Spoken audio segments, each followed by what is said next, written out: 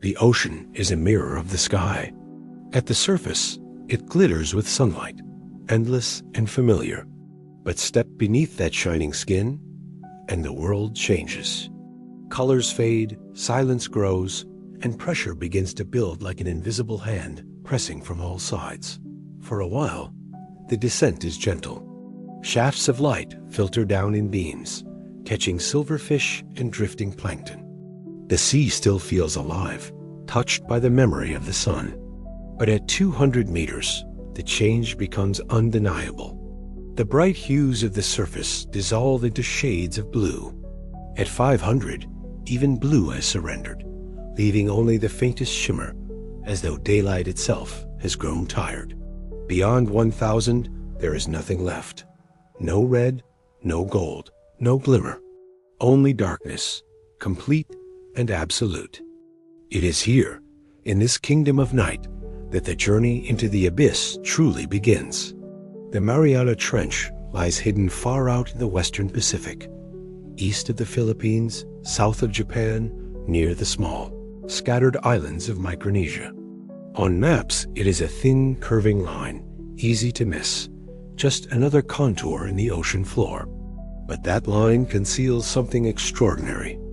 For where most of the Earth's seafloor is a flat plain, here the crust itself buckles and folds downward, plunging deeper and deeper into the unknown.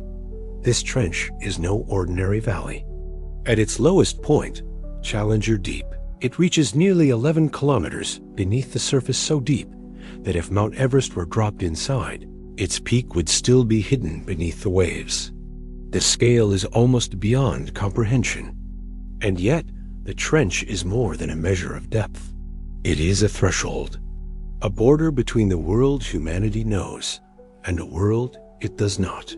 For centuries, sailors spoke of the deep ocean with fear and reverence. Ancient Greek myths imagined it as a realm of monsters, where Poseidon's wrath stirred storms from below. Polynesian navigators whispered of dark waters that stretched endlessly, a place where spirits wandered. Medieval maps warned of dragons and serpents lurking in the sea. To those who gazed across endless horizons, the ocean seemed not just vast, but infinite, an abyss without bottom. In truth, the Mariana Trench embodies that ancient vision, a place so deep that human beings can barely touch it, so extreme that the environment itself seems hostile to life. Here, pressure builds beyond imagination. At the surface, every square inch of the human body feels the weight of about 1 kilogram of air. At Challenger Deep, that same square inch endures the weight of over 1,000 kilograms, like an entire car pressing down upon a single fingertip. Steel groans, submarines collapse. The human body would last less than a second. Yet against all odds, life persists here. Strange, delicate, unearthly life. Translucent fish with skin like glass. Amphipods the size of a human hand, armored in aluminum, they somehow extract from seawater. Tiny organisms that flicker with their own inner light, shining like fallen stars. Each one a riddle. Each one proof that life can adapt even to the most crushing of environments. But the trench is not only alive in the biological sense. It is alive in its mystery. For every discovery raises new questions. In the 1870s, the HMS Challenger first measured its unimaginable depth, dropping heavy ropes that vanished into the black. Sailors who handled those lines felt as though they were peering into infinity itself.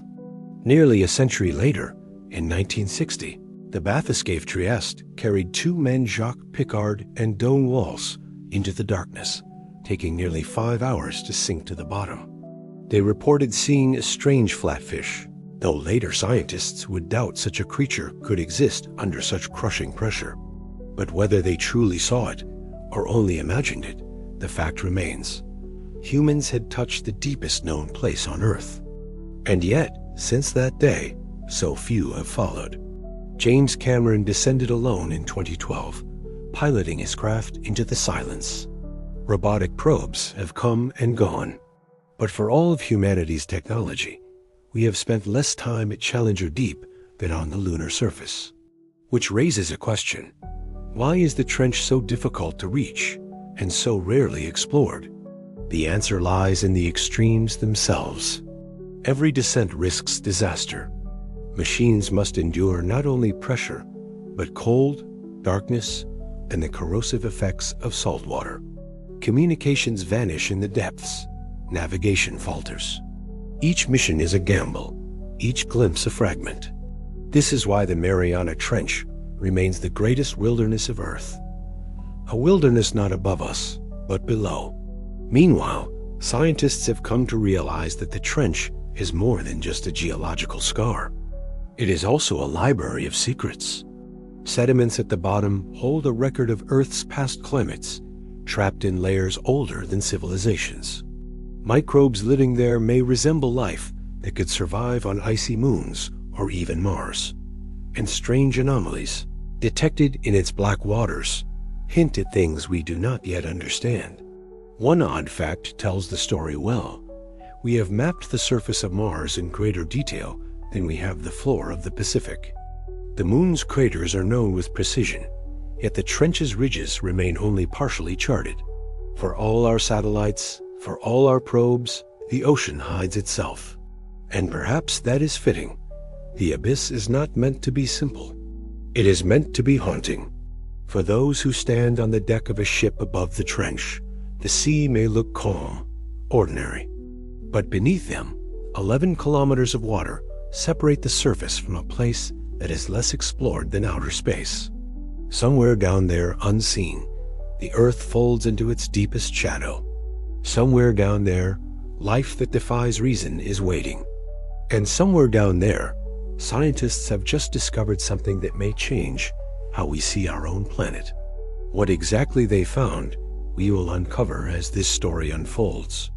But first, we must linger here in the darkness, in the descent, to feel the weight of water pressing in, to sense the silence that grows with every meter, to imagine the black horizon stretching endlessly in all directions. The abyss is not just a place, it is a reminder that Earth is still mysterious, that beneath the maps, beneath the science, there are still places where wonder survives untouched. And so the descent continues, deeper, quieter, stranger, past the edge of light, past the reach of air, into the place where the known world ends and the impossible begins. If you are drawn to journeys like this, into history, into mystery, into the unknown, consider staying with us as we follow the trail of what scientists have just uncovered in the darkest place on Earth. The descent into the abyss is not only a journey through water, it is a journey into the very bones of the planet itself. For the Mariana Trench is not a hollow carved by chance, nor a canyon shaped by rivers long gone. It is something far greater, a scar left by the restless movement of Earth's crust.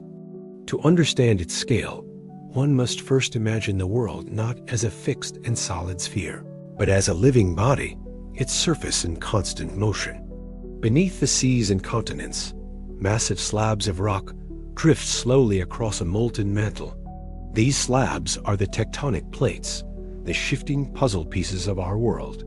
Where they collide, mountains rise. Where they pull apart, oceans widen. And where one plate sinks beneath another, a trench is born. The Mariana Trench lies where the Pacific Plate meets the smaller Mariana Plate. The Pacific, vast and ancient, is slowly sliding downward, plunging beneath its neighbor in a process known as subduction. This slow descent of one plate beneath another has been happening for tens of millions of years.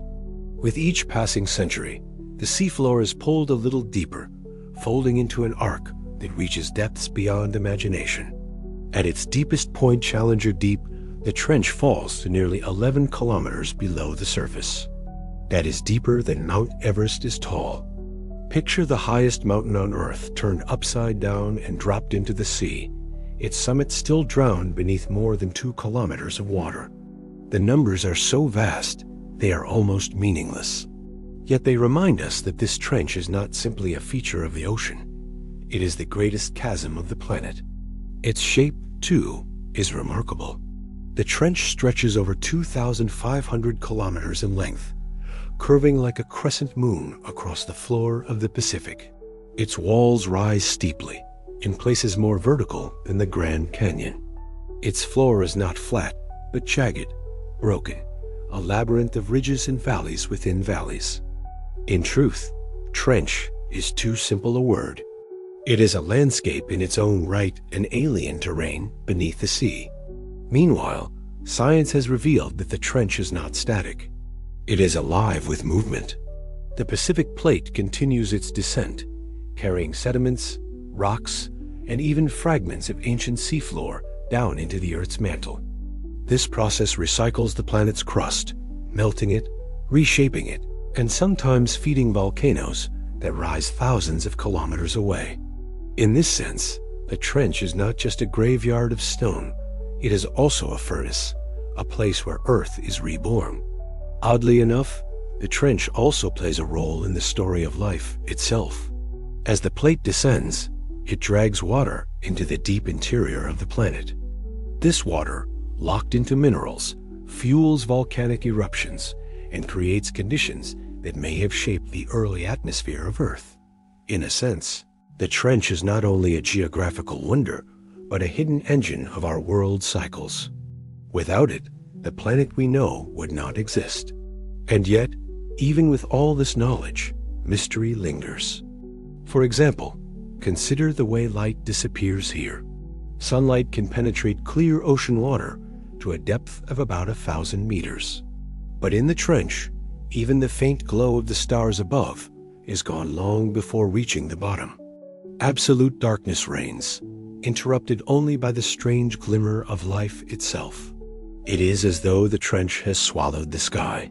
Then there is the pressure. At Challenger Deep, the weight of the water above reaches more than 1,000 times the atmosphere at sea level. Scientists compare it to standing beneath the weight of 50 jumbo jets. And yet, the walls of the trench stand firm, holding back the Earth itself. How can such fragile rock resist such forces? Some geologists suggest that the trench walls are constantly collapsing, crumbling in slow motion, rebuilt as fast as they fall. Others believe the pressure itself holds everything in place, a paradox where crushing force also provides stability. Odd fact: in 1995, a Japanese research vessel recorded a tremor that shook the trench. The quake was so deep, so unusual, that scientists struggled to classify it. It was not an ordinary earthquake, nor a volcanic tremor, but something in between. Perhaps it was the sound of the Pacific Plate groaning as it slid beneath its neighbor, or perhaps something stranger, a reminder that even the Earth itself can produce mysteries. But the geography of the trench is not merely science. It also holds a mirror to human imagination. For countless generations, people have stood at the edge of the sea and wondered, how deep does it go? Ancient cultures often describe the ocean as bottomless, a realm that stretched forever into darkness. The Mariana Trench gives shape to that vision. It is the closest thing Earth has to infinity carved into its skin. And so, when scientists describe the trench as nearly 11 kilometers deep, the words feel insufficient. Depth is not just a number, it is an experience. It is the knowledge that beneath one's feet lies a gulf greater than Everest, hidden in shadow. It is the realization that this planet, mapped and measured as it may seem, still contains places so extreme that human presence is almost impossible. This is why the Mariana Trench has earned its reputation as the geography of the impossible. It is not just deep, it is deeper than human intuition, deeper than our ordinary imagination. It is a place where the very structure of Earth seems pushed to its limits. And yet, as deep as the trench may go, it is not empty. Life clings to its walls. Sediments gather at its floor. Anomalies echo in its waters. The geography of the impossible is also the geography of the unknown. Which leads to the next question. If the trench is so vast, so extreme, and so difficult to reach, how have we dared to explore it? The answer lies in the stories of those who descended into its depths. The pioneers, the machines, the dreamers who sought to pierce the black veil. Their journeys mark the first human steps into the most forbidden realm of Earth. And that story begins with the first voyages into darkness. For millions of years, the Mariana Trench remained undisturbed, untouched by human presence. It was a place of crushing weight, endless silence, and impenetrable night. For most of history, it existed only as a rumor on maps, a blank space in the world's imagination. But eventually, curiosity grew too loud to ignore. Humanity, always restless, always searching, turned its eyes downward toward the deepest point on Earth. A first attempt to break through that darkness came in the middle of the 20th century. The year was 1960, a time when the world was looking not only to the stars, but also to the uncharted realms below. A strange vessel was prepared for the task. It was not sleek like a submarine, nor graceful like a ship. It looked instead like a steel sphere bolted beneath a floating platform. Its name was Trieste. Inside that tiny steel sphere, no larger than a modest room, two men prepared for a journey no human had ever made. Jacques Piccard, a Swiss oceanographer, and Don Walsh, a U.S. Navy lieutenant, descended slowly into the trench. As the craft slipped below the waves, light disappeared within minutes. The ocean pressed tighter with each passing meter, until the steel hull groaned like a living thing. Outside, there was nothing but blackness and silence. For nearly 5 hours, the Trieste sank through the water column, deeper and deeper, until at last it touched the floor of Challenger Deep, nearly 11 kilometers below the surface. No human had ever traveled so far into the Earth's shadow. When they peered out through their small porthole, the two men saw little more than sediment swirling in the floodlight. But even that was enough to shatter old assumptions. For amidst the shifting silt, they glimpsed life strange, shrimp-like creatures surviving where science had believed nothing could endure. The descent of the Trieste was a triumph, yet it was also fleeting. The vessel could stay only minutes at the bottom. The crushing pressure threatened its integrity, and soon Piccard and Walsh had to begin the long ascent back to the world of light. When they emerged, they carried with them a simple truth. The trench was not empty. Even in the deepest darkness, life persisted. After that historic dive, decades passed before another human returned to Challenger Deep. The deep ocean remained too costly, too dangerous, too remote. Instead, robotic probes were sent into the abyss. Machines became our emissaries, drifting silently into the dark, capturing images and samples that revealed more about the trench's alien world. These unmanned explorers showed us ghostly snailfish, amphipods armored with aluminum, and fields of microbial mats feeding on chemical trickles from the earth. But still, few had gazed upon this world with their own eyes. It was not until the year 2012 that a human once again dared to plunge into the trench. This time, it was not a scientist or a soldier, but a filmmaker, James Cameron. Known for creating cinematic worlds of wonder and terror, Cameron turned his gaze to the real abyss. He designed a sleek green submersible, the Deep Sea Challenger, a craft engineered to withstand pressures that would crush steel like paper. Alone inside its narrow capsule, he descended for nearly 7 hours, traveling through the twilight zone and into the black, until at last he reached the floor of Challenger Deep. What he found was both wondrous and haunting. The bottom was a barren plain of fine sediment, sculpted by currents invisible in the dark. Here and there, tiny creatures scuttled or drifted, fragile but unbroken by the crushing weight above. Cameron described the place as a desolate lunar plain, yet he also felt its vitality, the quiet persistence of life against impossible odds. He spent hours documenting this alien world before rising again to the surface, his voice carrying the awe of one who had touched the edge of Earth's greatest secret. Meanwhile, robotic expeditions continued to push boundaries. Japan's Keiko, China's Fenduji, America's remotely operated vehicles, all ventured into the trench. They mapped ridges, collected sediments, recorded temperatures, and brought back images that seemed more science fiction than reality. One probe filmed a glowing field of bioluminescent organisms clinging to the trench wall like stars scattered across a black horizon.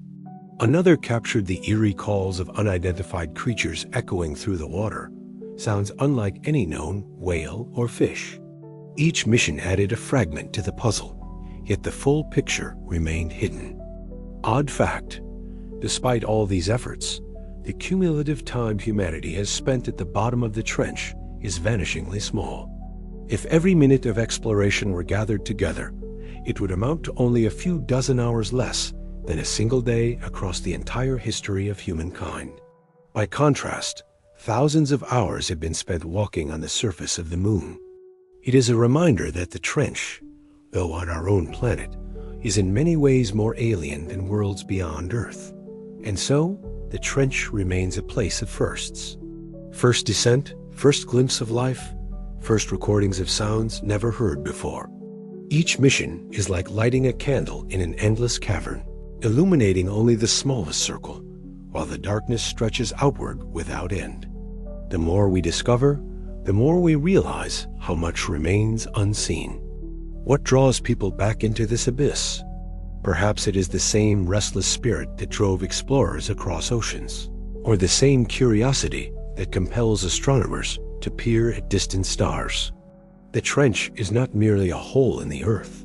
It is a mirror of the unknown, a reminder that mystery endures not only in distant galaxies, but here, beneath our feet. And now, after decades of silence, the trench has offered up something new. Not a creature glimpsed in the floodlights, nor a tremor in the rock, but something far stranger, something that does not fit within the categories of life or stone. Scientists who study the abyss speak of it carefully, their words measured, their conclusions restrained. Yet behind their caution lies wonder, and perhaps even fear. The abyss has never been static. It shifts, groans, and surprises. But what has just been found may not be another oddity in the dark. It may be something that forces us to rewrite our understanding of Earth itself. The first voyages into darkness showed us that the trench is alive. The next discoveries may show us that it is far more than alive. They may show us that the abyss has been holding secrets all along, secrets that, once uncovered, will change not only how we see the ocean, but how we see ourselves. And so, the story turns, from exploration to revelation, from first descents to the first whispers of something unprecedented. The trench, once thought a silent grave, has spoken again. What it has revealed sends shockwaves through science and prepares us for a new chapter in the saga of the deep. The abyss had always been a place of silence, a realm where the laws of nature seemed fixed, where nothing new could surprise those who dared to peer into its depths. Yet, in recent years, something emerged from the trench that shattered that silence.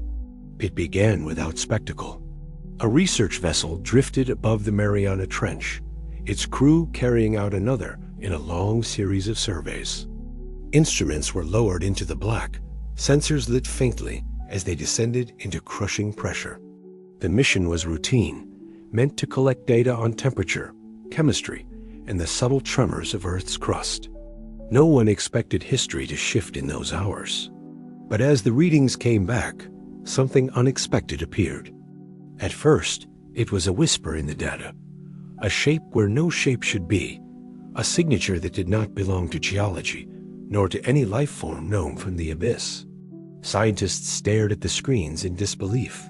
What they saw did not match their maps, nor their catalogs, nor the patterns they had grown familiar with through years of careful study. It was not noise, not error. It was something else. In the control room, silence took hold. Voices faded as the anomaly grew clearer. Even across continents, when the data was transmitted to other labs, that silence repeated. Teams paused, checked, recalibrated. They ran the numbers again, expecting the trick of a sensor, the the malfunction of a machine. Yet the anomaly remained. Again and again, it stayed. What exactly had been uncovered could not yet be declared. Science does not leap to conclusions, not at such depths. Instead, the discovery was wrapped in careful words, official phrases that masked the unease beneath them. Reports spoke of unexpected formations, of anomalous readings, of features requiring further investigation. The language was precise, but it carried the tremor of something greater. Behind closed doors, some whispered that it felt deliberate, as if the abyss itself had revealed a secret long concealed. History has shown that such moments can rewrite our understanding of the world. Galileo's small telescope once revealed moons orbiting Jupiter, a sight that broke the old order of the cosmos. A strange hum of static in the 1960s turned out to be the echo of the Big Bang itself. In each case, what seemed like noise became revelation. And now, deep within the Pacific, the trench had offered a new enigma. Some scientists described it like hearing a knock on the wall of a sealed room. Others compared it to staring at a canvas of random brushstrokes, then realizing the strokes formed a pattern, intentional and undeniable. Yet no one was ready to speak aloud what the evidence suggested. The ocean, after all, is a master of illusion. Shadows can bend, sediments can deceive, and pressure can warp even the strongest instruments. Still, the sense grew that this was no illusion. Speculation began to spread, cautious at first, then more daring. Was it a structure too symmetrical to be natural? Was it a new form of life, neither plant nor animal, but something entirely different? Was it a relic from the deep past, or a signal of something still alive in the present? Theories circled like predators in the water, each waiting to strike, yet none able to claim certainty. Odd facts have a way of reshaping science. In the 19th century, the deep ocean was believed to be lifeless, a desert where nothing could survive.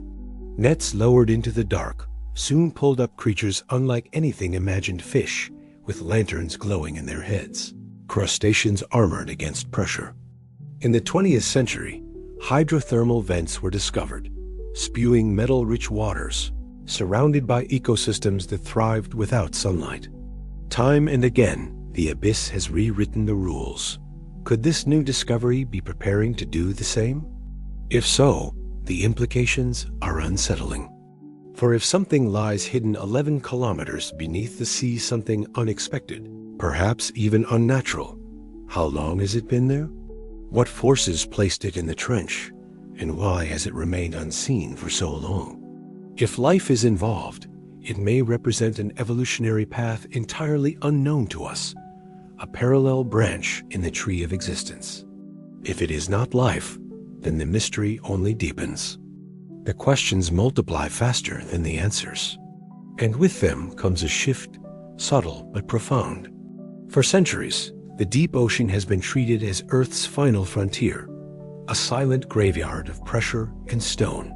But now, it begins to look less like a graveyard and more like a threshold. Perhaps the most remarkable truth is not the discovery itself, but what it reveals about us. That even now, in the 21st century, with satellites circling the skies and rovers crawling across Mars, we are still infants in our knowledge of Earth. That even here, on our own planet, there remain places that can whisper a secret so vast it unsettles the very ground of certainty. What the trench has revealed remains hidden from public eyes. Perhaps out of caution, perhaps because the truth is not yet understood. But already, its presence is enough to change how the world looks at the abyss. No longer is it simply the geography of the impossible. It is the geography of the unknown, alive, restless, and unwilling to be mapped by simple lines. The world now waits. Another dive, another probe, another mission into the black will be needed to confirm what lingers in the data. Until then, the discovery rests in silence, its meaning suspended between wonder and fear. But in the depths, life goes on. Creatures still drift through the crushing dark, luminous with their own faint light. predators glide in silence.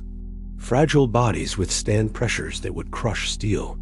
They are reminders that the trench has always harbored more than the human mind can easily imagine. To understand what may truly rest there, one must first come to know those beings who call the abyss home, the strange and impossible creatures of pressure and darkness. The news of a discovery in the trench spread quickly through the scientific world. Yet before anyone could begin to grasp what it meant, attention returned to an older question. Who lives in this kingdom of shadows? For if something new had been found, it could only be understood against the backdrop of those who already call the abyss their home. Far below the sunlit seas, where light fades into eternal night, strange creatures thrive. They are not the shimmering fish of coral reefs, nor the swift hunters of open waters. They are survivors in the truest sense beings, shaped by pressure so immense that it would crush a human body into silence in an instant. Here, in the Mariana Trench, life wears its resilience like armor. Consider the amphipods, tiny crustaceans no larger than a fingernail. To the untrained eye, they look unremarkable, yet closer study reveals something extraordinary. Their bodies contain aluminum extracted from the very rocks of the trench. No other creature on Earth is known to do this. The aluminum forms a natural shield, protecting them from the corrosive effects of seawater under crushing pressure.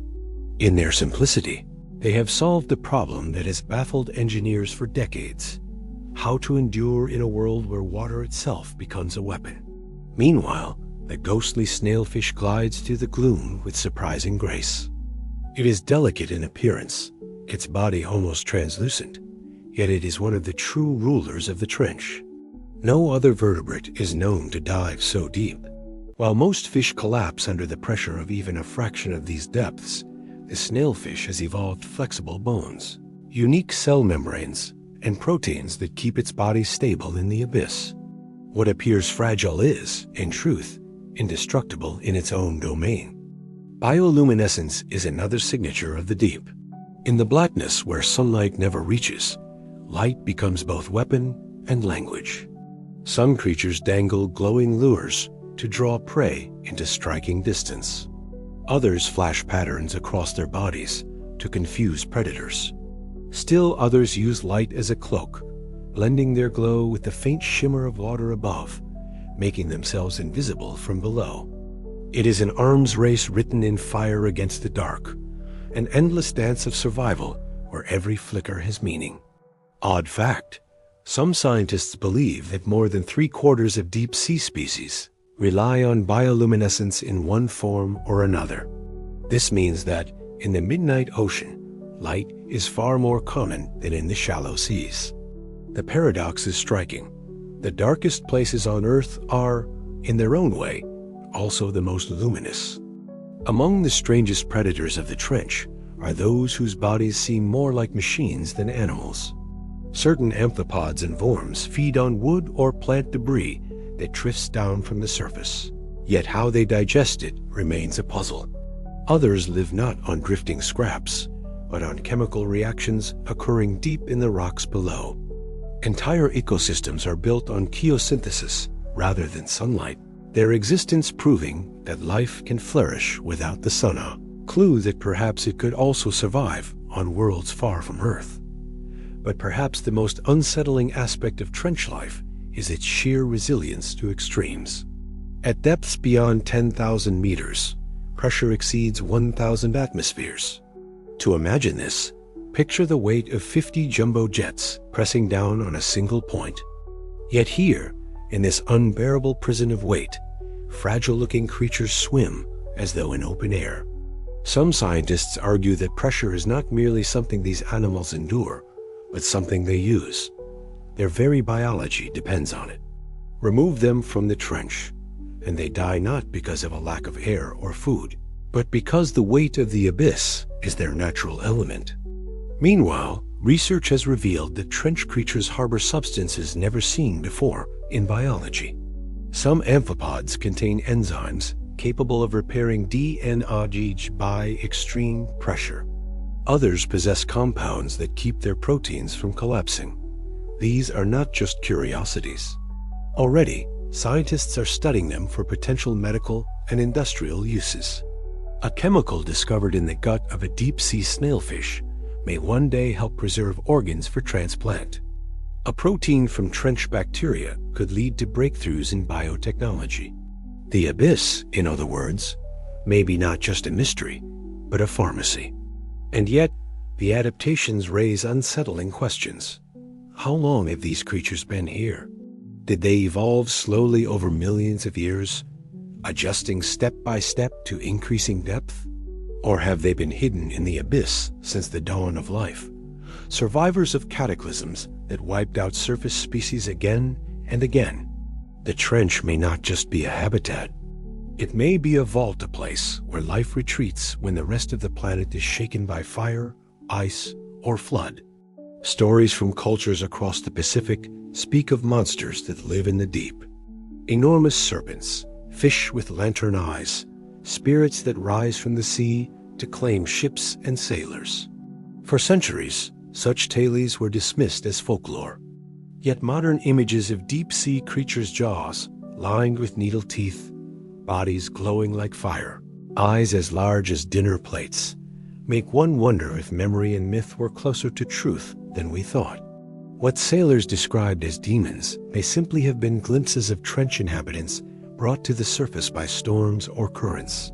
Odd fact, in 2016, scientists recorded a mysterious sound in the Mariana Trench, a haunting mix of metallic squeals and deep growls that lasted for several seconds.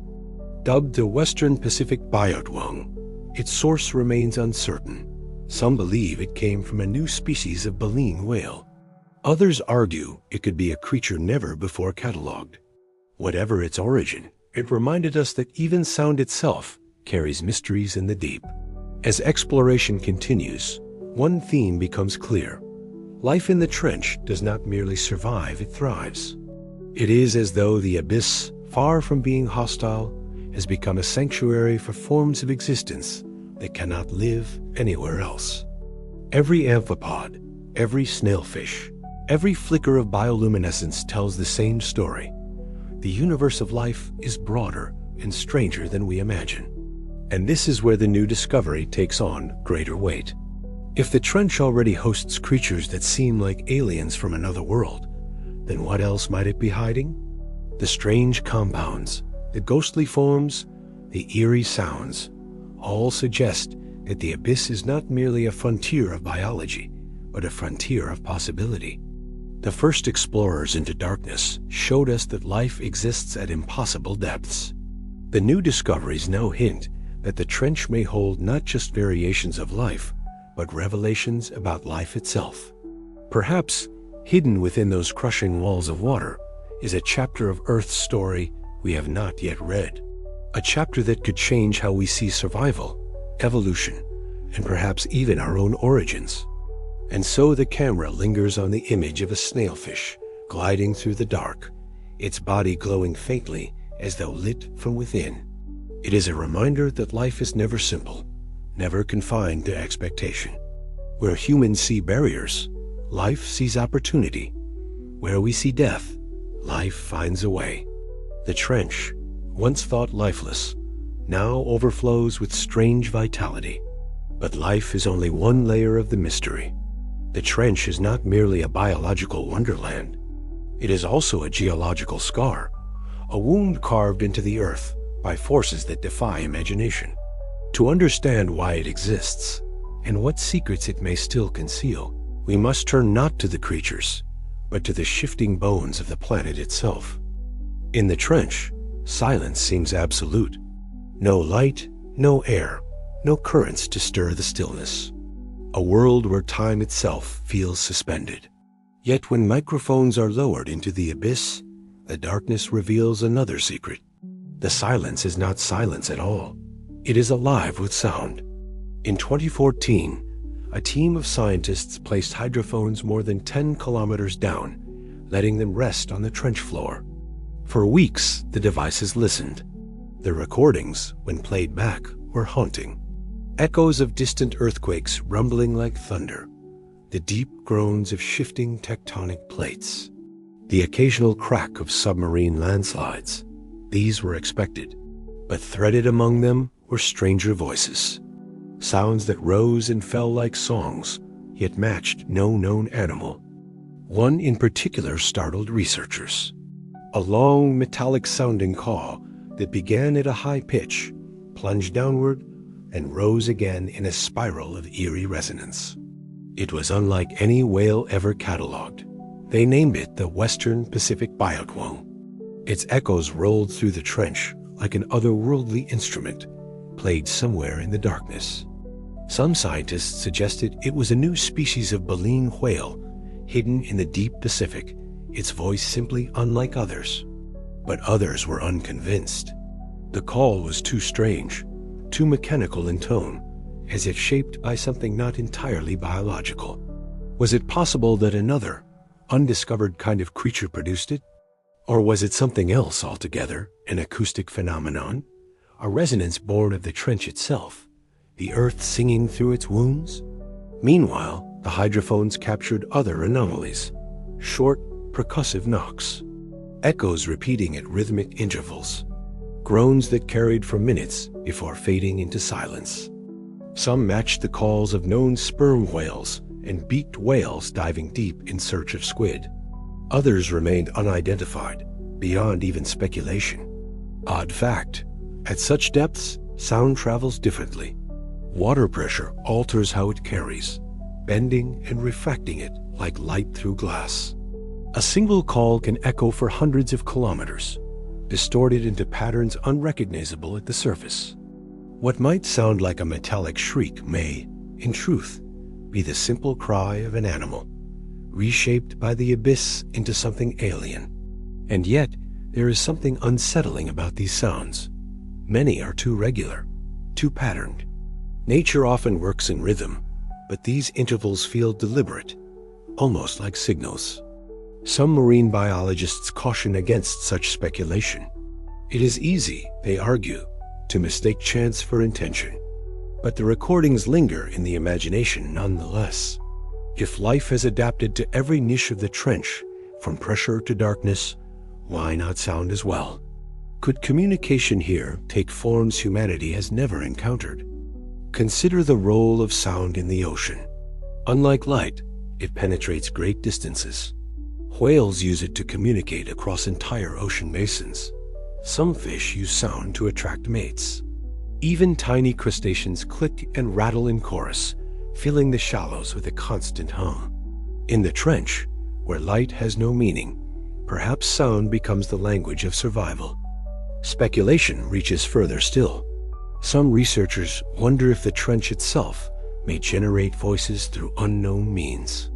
As tectonic plates grind against one another, they release not only quakes, but vibrations that ripple like hidden songs. Could the Western Pacific biotwang, or others like it, be the voice of the earth itself, resonating in the deepest corridors of the ocean? And yet, one cannot ignore the more unsettling possibility.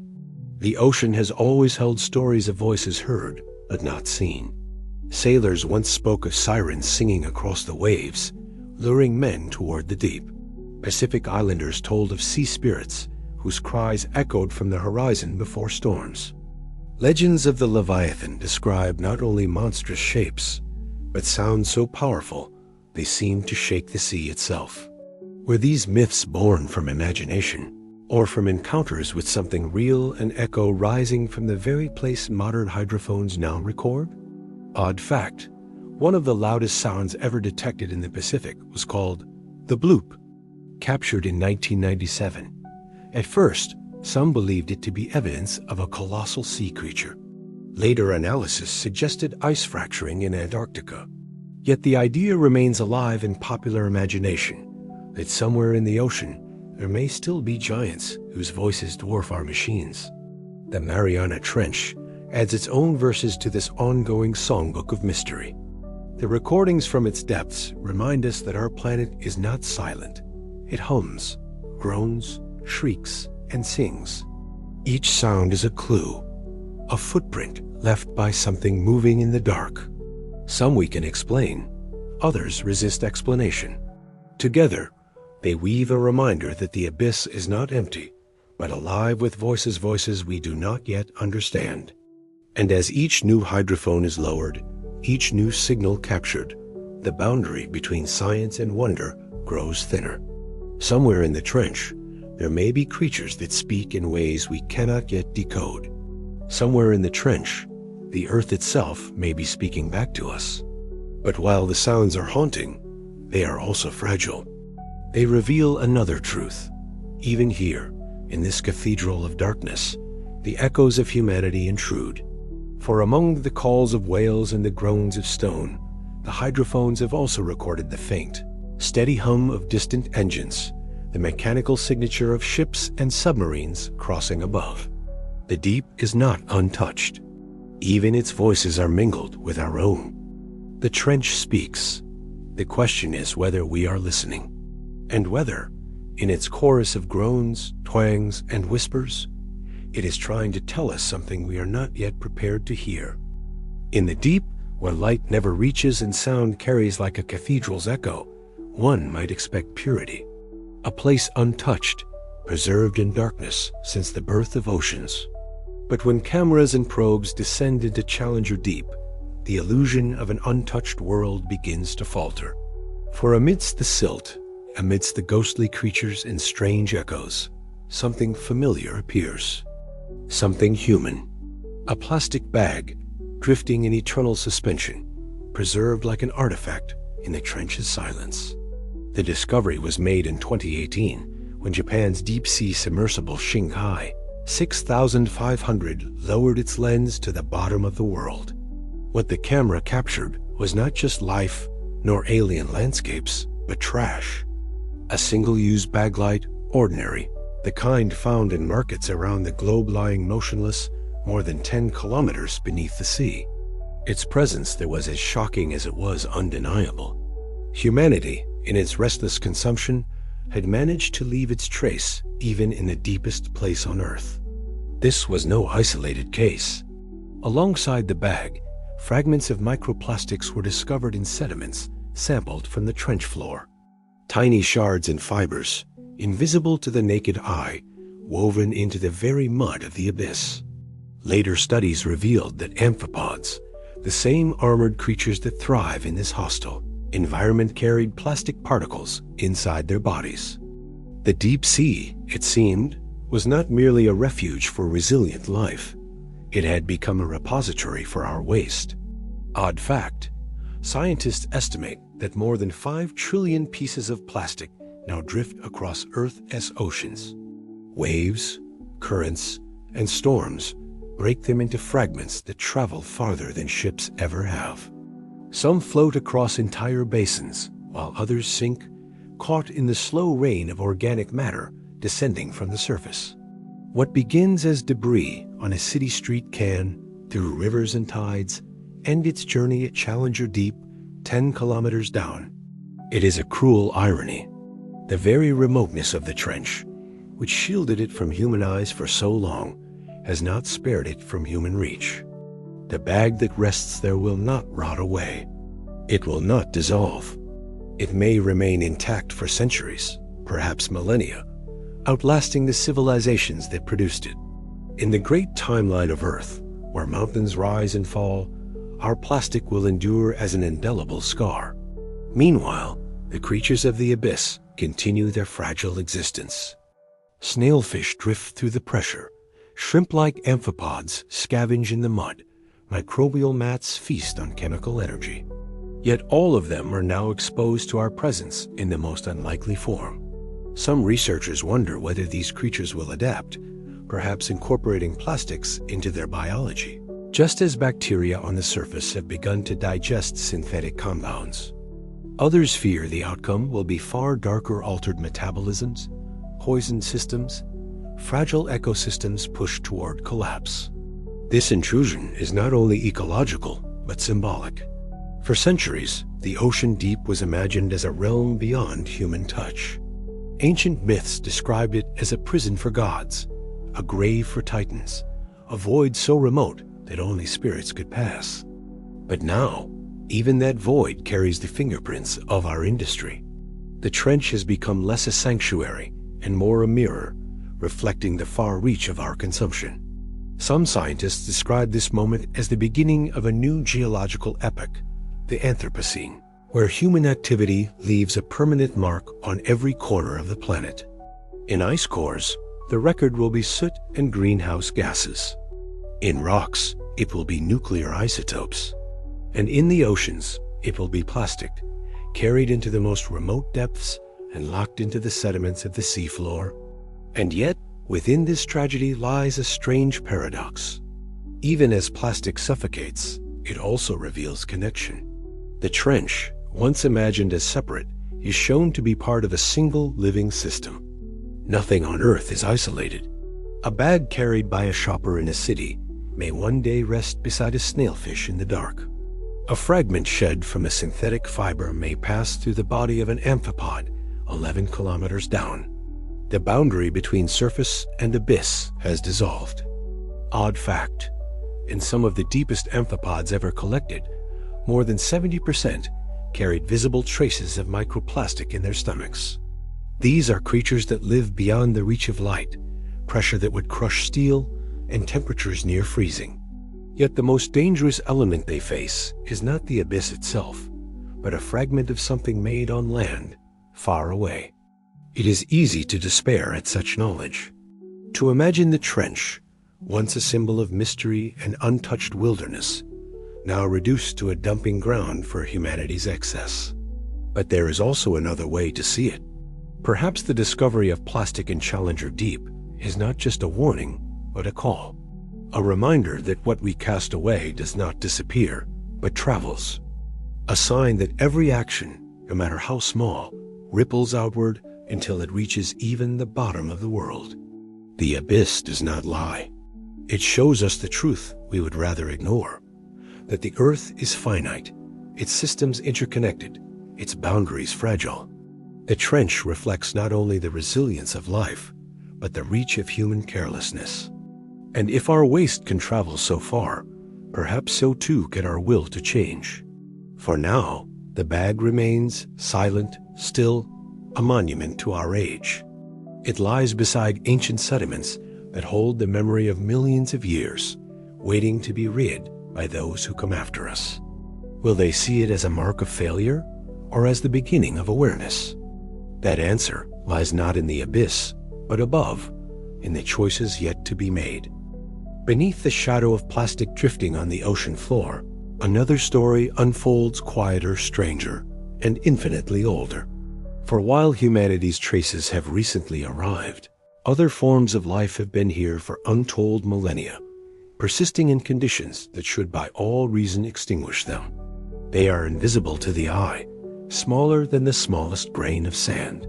Yet they may hold clues not only to Earth's past, but to the possibility of life beyond our planet. In 2019, a research team lowered a probe into the Mariana Trench, collecting sediments from more than 10 kilometers deep. When samples were brought back to the surface and studied in the sterile glow of laboratory lights, scientists found something astonishing. Colonies of bacteria thriving where they should not exist. These were no ordinary microbes. They lived in total darkness, at pressures 1,000 times greater than the surface, feeding not on sunlight or oxygen, but on gases rising from the Earth itself, methane and hydrogen seeping through cracks in the seafloor. In the language of biology, such organisms are called extremophiles. Yet the word feels inadequate. These creatures are not just surviving at the edge of possibility, they are thriving. They process energy in ways that defy our familiar categories of life. Instead of drawing power from photosynthesis or from consuming organic matter, they use chemical reactions that mimic the early conditions of Earth, when the atmosphere was young and the seas boiled with minerals. Odd fact, some of these bacteria are so efficient that they can generate energy from hydrogen at concentrations so low it would seem impossible. To human logic, it is like drawing warmth from a flame invisible to the eye, a fire that barely flickers yet keeps them alive in the crushing dark. The implications are profound. If life can persist here, in the deepest trench on Earth, feeding on the faint whispers of gas that rise from the planet's crust, then perhaps life can exist elsewhere in places long thought barren. Jupiter's moon Europa, with its icy shell concealing an ocean beneath. Saturn's moon Enceladus, where plumes of water vapor erupt from cracks in the ice. Even distant exoplanets with subterranean seas locked beneath frozen crusts. In each case, the conditions mirror the trench: darkness, pressure, and the faint chemical breath of the planet. Some astrobiologists now describe the Mariana Trench as a kind of analog, a stand-in for alien oceans we cannot yet reach. To study these bacteria is to peer, in a way, across the gulf of space to imagine what life might look like in a world without sunlight, a world warmed only by the faint heat of its core. Meanwhile, back on Earth, these discoveries also unsettle long-held assumptions about the origins of life itself. For decades, textbooks taught that life began in shallow seas, warmed by the sun. But the trench bacteria suggest another possibility. What if the first spark of biology arose not in light, but in darkness? What if it began around vents in fissures, where hydrogen and methane bubbled up from the newborn Earth? These microbes may not simply be survivors of an extreme environment. They may be echoes of the first forms of life, guardians of an ancient blueprint older than the continents themselves. Odd fact, one strain of trench bacteria can break down hydrocarbons that normally poison other organisms. In doing so, it may hold the key to cleaning up oil spills or digesting pollutants that choke the seas. From the abyss comes not only mystery, but also potential salvation, a reminder that life's strangest forms often harbor gifts we do not expect. And yet, these microbes are fragile. When brought to the surface, many perish instantly, their delicate systems crushed not by pressure, but by its absence. They are creatures of the abyss, unable to live in the world of light.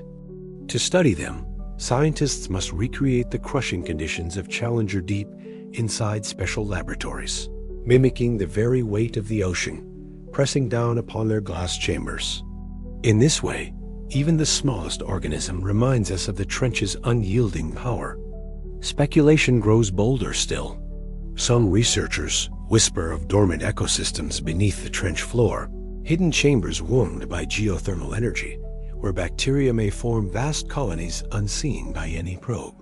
If such places exist, they would be laboratories of evolution, testing grounds for forms of life unlike any we know.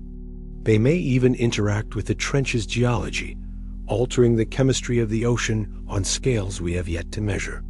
Myths, too, seem to echo faintly in this discovery. Ancient stories spoke of hidden beings beneath the sea, spirits or serpents dwelling in darkness. Perhaps these tales, though not literal, reflect an intuition that the deep is alive and that its life is unlike anything of the surface. What the ancients imagined as monsters, we now see as microbes. Yet the wonder is the same. The bacteria that should not exist remind us of something humbling, that Earth is not yet fully known. Our maps may cover continents and seas, but life continues to surprise us, rewriting the boundaries of possibility. In every trench, in every fissure, the planet seems to whisper that existence is more tenacious, more inventive than we dare to believe. And as humanity looks outward, sending probes to distant moons and telescopes to faraway worlds, it is the trench that offers a quiet lesson. To understand alien life, we must first confront the alien beneath our own feet. The abyss is not empty, it is alive. And in its smallest creatures, we may find answers to questions as vast as the universe itself. The bacteria endure, unseen, uncelebrated, patient as stone. They ask for nothing, and yet they offer us visions of our past and our future. They should not exist, but they do. And because they do, our sense of what life is and where it might be found will never be the same.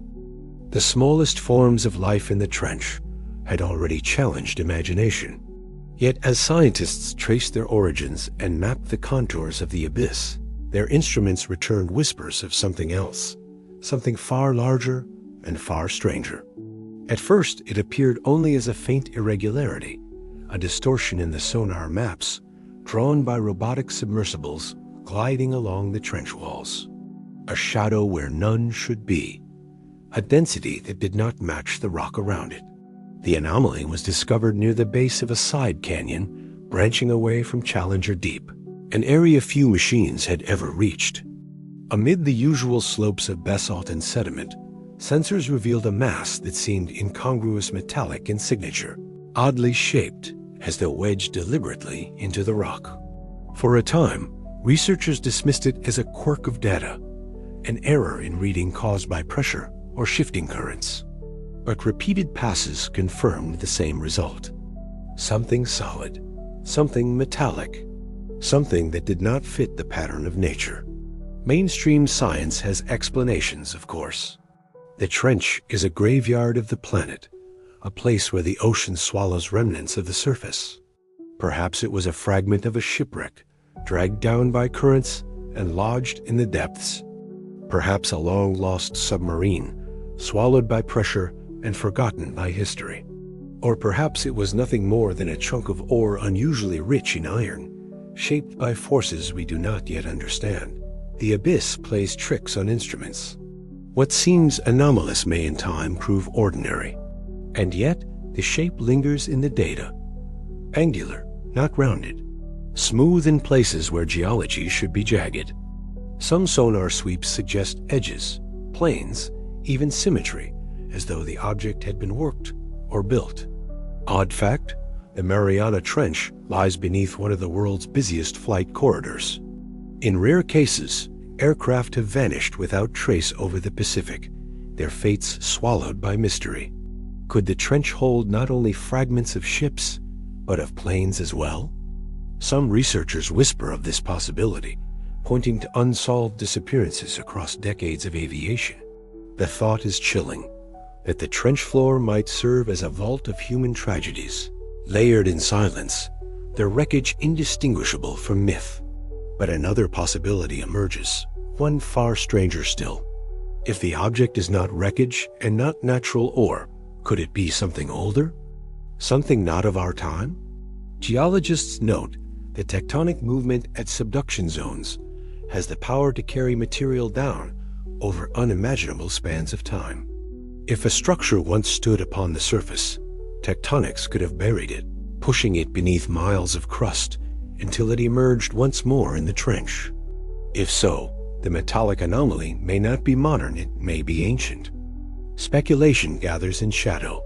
Some speak of meteors that once rained from the heavens, fragments of iron and nickel that pierced the seas. Others imagine lost technologies of civilizations long forgotten, machines swallowed by flood and quake, their remains entombed in silence.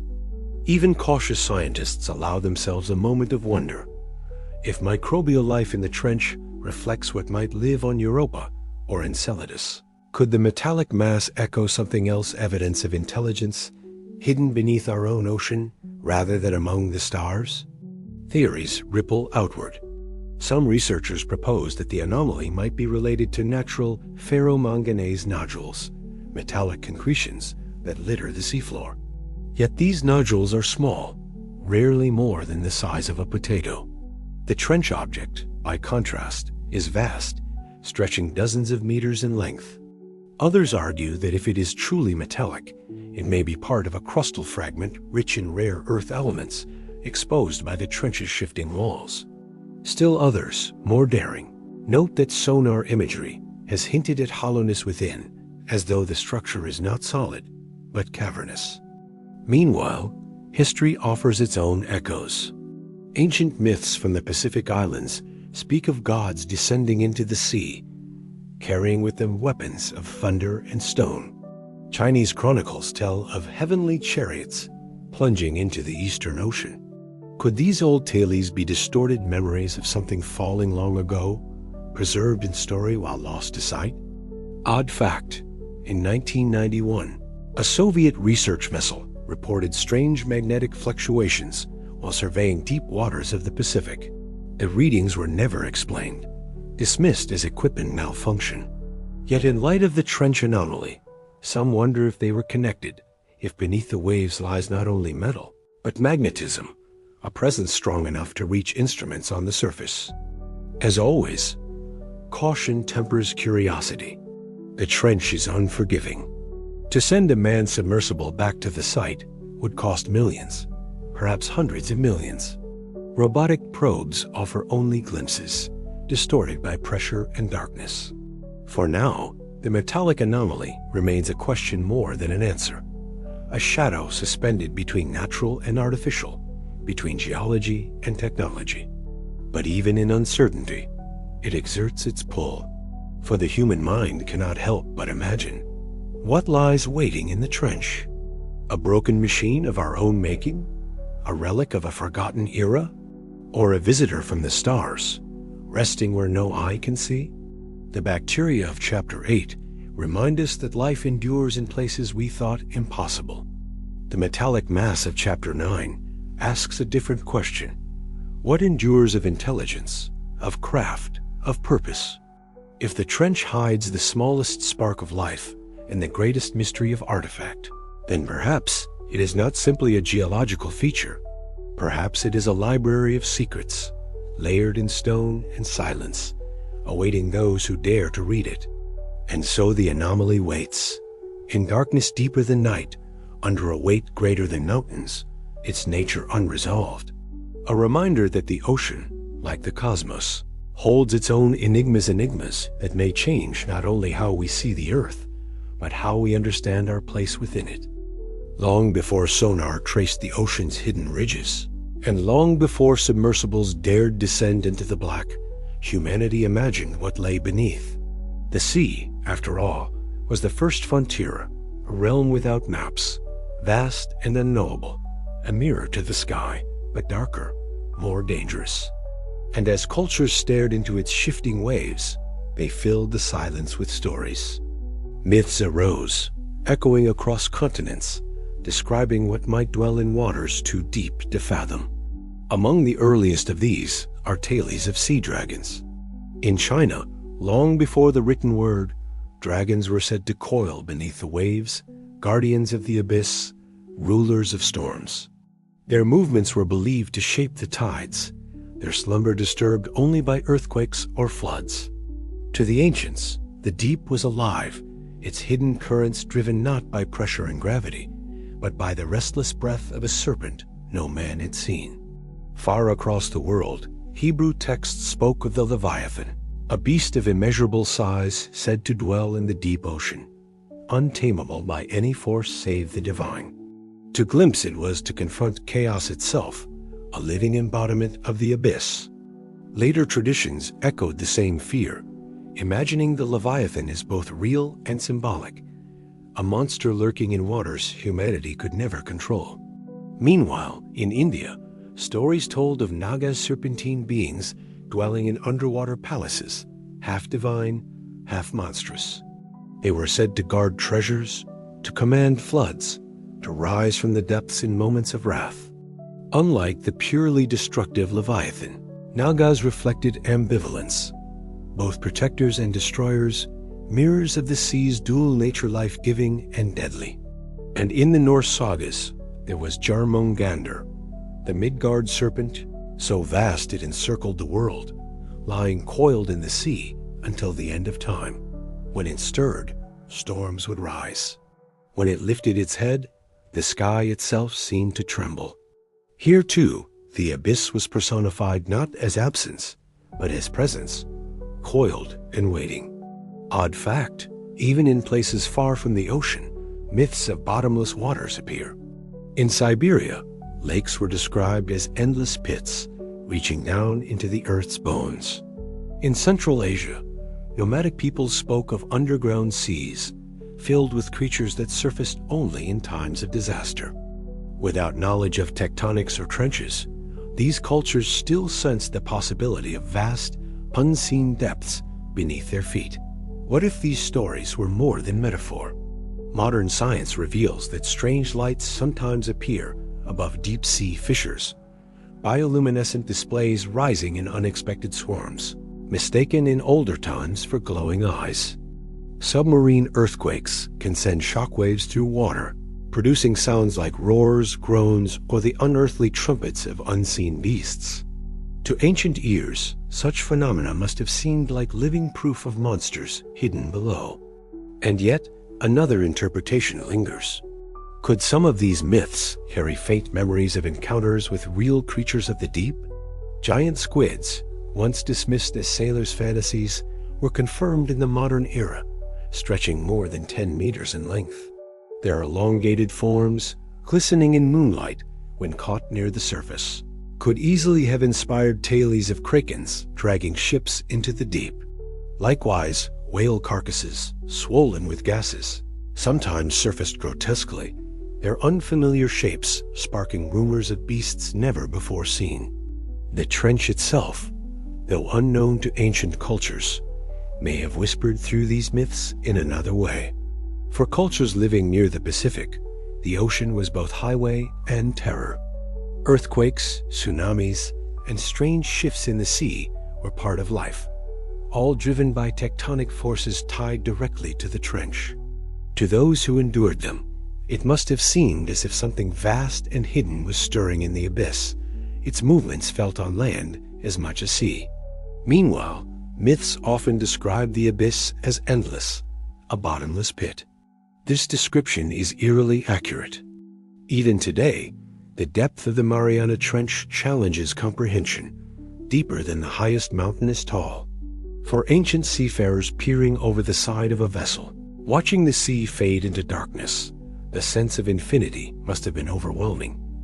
Their word for it was myth. Our word for it is measurement.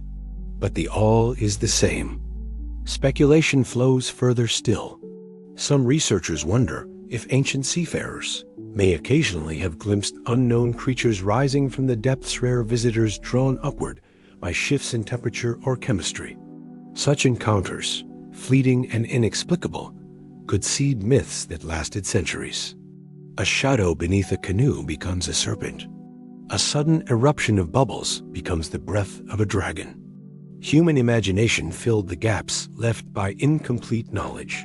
But myths do not survive unless they resonate. They are carried because they speak to truths deeper than fact. In every culture, the abyss became a canvas for fear, reverence, and wonder. The monsters of myth were not only creatures of the sea, they were symbols of the unknown itself, guardians of thresholds humanity dared not cross. Today, as scientists probe the trench with machines and instruments, they find no dragons or serpents, no palaces of nagas shimmering in the dark. And yet, the myths remain strangely relevant. For in their poetry, they capture the essence of what the trench still is to us. A place of unanswered questions, a realm of uncertainty, where the line between real and imagined blurs. As the metallic anomaly lingers in data, as unidentified sounds echo through hydrophones, as bacteria thrive in impossible conditions, the old stories return with unexpected force. Were the ancients entirely wrong?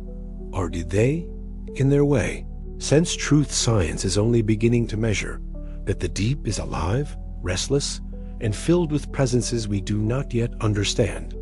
The abyss has always been more than water and pressure. It has been a mirror of our collective imagination.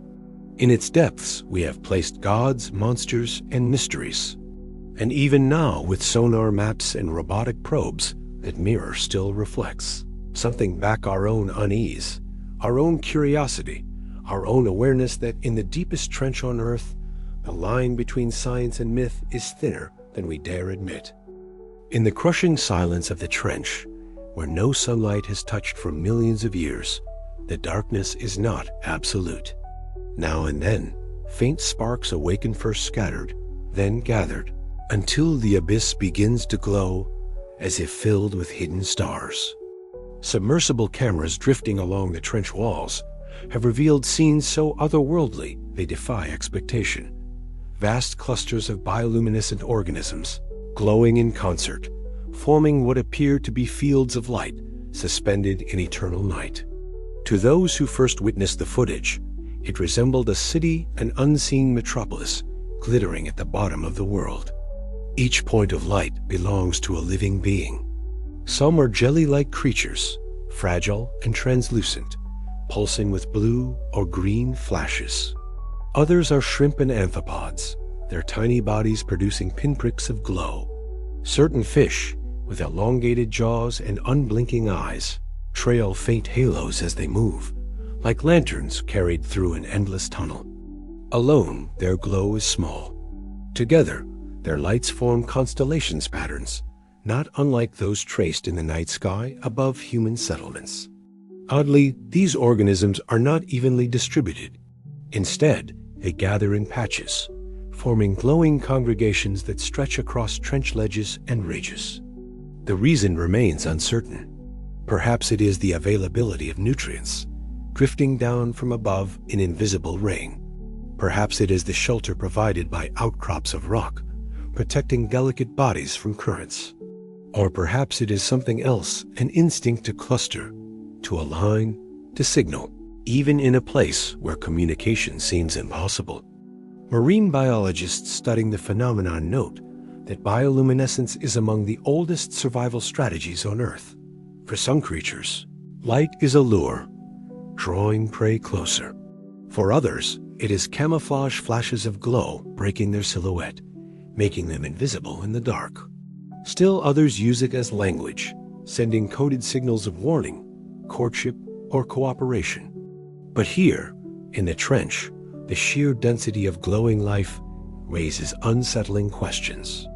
Are these clusters simply accidents of biology, or do they suggest a larger system, an emergent pattern we have yet to understand? Meanwhile, the imagery evokes something deeply human. Cities, after all, are clusters of light. From orbit, the Earth at night reveals sprawling webs of illumination, each bulb marking a home, a street, a gathering place. To see something similar on the trench walls is to feel a strange recognition, as if life itself, separated by billions of years of evolution, follows certain rhythms, certain instincts. Where beings gather, light follows. There is an odd fact worth noting. Some submersibles have reported synchronized pulses, not random flashes, but waves of light moving across a cluster, rippling outward in near unison. To human eyes, it resembles coordinated signaling, like lanterns flickering to convey a message. Scientists caution against overinterpretation, suggesting it may be simple reaction to currents or disturbances. Yet the possibility lingers. Could these organisms, in their own silent way, be communicating on a scale we cannot yet measure? Such speculation recalls ancient myths once told along shorelines. In Polynesian stories, the ocean's depths were said to contain villages of light, inhabited by spirits who guided lost sailors. In Japan, fishermen spoke of ghostly lanterns moving beneath their boats at night, vanishing before dawn. We now know bioluminescent plankton can create glowing waves, but what lies in the trench seems grander, stranger, as if those stories held a fragment of truth. From another perspective, the bioluminescent fields may be more than natural wonders. They may be planetary signals. Astrobiologists study such adaptations as analogs for extraterrestrial survival. On frozen moons like Europa or Enceladus, sunlight cannot penetrate the ice. Life, if it exists, must glow in the dark, feeding off chemicals instead of warmth. To look at these glowing congregations is, in some sense, to glimpse how life might thrive elsewhere in the universe. The trench becomes a proxy cosmos, its walls a black sky studded with living stars. And yet, for all the science, there remains the simple, haunting beauty of it. A robot's camera drifts through still water, recording a slope of rock illuminated by hundreds of pinpoints. It is a scene of quiet majesty, a reminder that the deep is not barren but alive, filled with secret artistry. The creatures are unaware of the patterns they form, yet to the human eye, they resemble intention, architecture, even design. Closing reflection. Perhaps the truth is less important than the impression. Whether the glowing clusters are accidental gatherings or evidence of hidden coordination, They remind us that life has a way of transforming even the harshest places into something luminous. In the trench, as on land, light becomes a symbol not only of survival, but of presence, of being. And as the submersible drifts onward, leaving behind the glittering walls, one question remains. In the darkness of the abyss, who or what are these lights for? The deeper the descent, the more Earth sheds its familiarity. Down past the last glimmer of blue, past the twilight where silhouettes fade, the water grows heavy, so heavy that it is no longer a backdrop, but a force, an architecture of weight. At Challenger Deep, the numbers stagger imagination. More than 1,000 atmospheres of pressure pressing on every surface, every molecule, every living thought of a cell. Under such load, textbooks insist that life should falter. Protein folds should buckle, membranes should seize, enzymes should quiet. And yet life does not falter here. It writes other rules. Scientists call this contradiction the pressure paradox. By the logic of chemistry, high pressure favors compact states, squeezes voids from molecules, drives water into the tiny pockets that make proteins flexible and alive. Flexibility should vanish. Reactions that require breathing room should slow. But in the Hadal Zone, those trenches that cut like scars into the Pacific, the opposite appears. Enzymes hum as if tuned for a different gravity. Cells maintain their poise. A fish slips past the lens with glass-like skin and paper-thin skull, moving as easily as if the ocean were weightless. Meanwhile, in the clean glow of a high-pressure lab, where steel vessels mimic the trench's crush, researchers watch molecules refuse to behave. A fluorescent reporter that flickers out at the surface brightens under compression, as if switched on by the depths themselves. An enzyme purified from a trench microbe doubles its efficiency when squeezed to 110 megapascals. A growth curve traced by a delicate stylus bends upward only after the dial turns to a value that would collapse a submarine hull. These are not tricks of measurement. They are signatures of biochemistry adapted to a world that presses back. A partial answer lies in tiny chemical guardians known as osmolytes piazolites when their role is to protect against pressure. In deep fishes, the concentration of one compound rises predictably with depth. Trimethylamine N oxide, or TMAO. It wedges itself into the molecular theater like a quiet stagehand, stabilizing the delicate choreography of protein folds, countering the flattening urge of the water. But TMAO has limits. Above certain levels, it pulls water, taxes cells, changes taste, changes texture. Fishes climbing the gradient toward the Hadal limit are expected to hit a wall where protection becomes poison. And still, amphipods, snailfish, and microbes proceed, as though guided by additional scaffolds-compatible solutes not yet catalogued, fold-stiffening tricks not yet named. But another possibility emerges. Perhaps the pressure paradox is not solved solely by chemical props, but by redesigns at the blueprint level. Proteins from Hadal organisms often carry substitutions that shrink internal cavities, knit tighter networks of bonds, reduce the need for breathing room. Helixes knit closer. Loops shorten, buried waters find fewer invitations. Ribosomes, the factories that read genetic text, bear subtle decorations, extra rRNA hairpins, and protein extensions that brace the machine against compression. Even DNA seams, buffered by unusual histon-like proteins and repair systems that never sleep, constantly undoing the tiny fractures inflicted by a world that never relents. Membranes tell a parallel story. At the surface, a cell's boundary is a fluid mosaic, lipids flowing, proteins diffusing. Pressure should freeze that sea, lock it into a brittle pane. Yet trench cells remain supple by weaving more polyunsaturated lipids into their membranes, incorporating kinked chains that refuse to pack tightly. Channels and pumps, shaped for low-pressure oceans. Here sprout subtle reinforcements, extra hinges, altered gatekeepers, flexible loops that keep opening and closing, even while the water pushes down like a moving wall. In electron micrographs, vesicles formed from hadolipids bend where ordinary membranes would crease and crack. Odd fact, certain pressure-loving bacteria only assemble their cell walls correctly when compressed. On release, as the chamber size back to 1 atmosphere, they become misshapen ghosts of themselves. The architecture that made sense at depth suddenly incoherent. The inverse of a mountain flower wilting in a valley, these organisms are most themselves only when the world is heavy. Meanwhile, models meant to predict protein behavior at depth begin to fray. Some trench enzymes exhibit what researchers call negative volume of activation.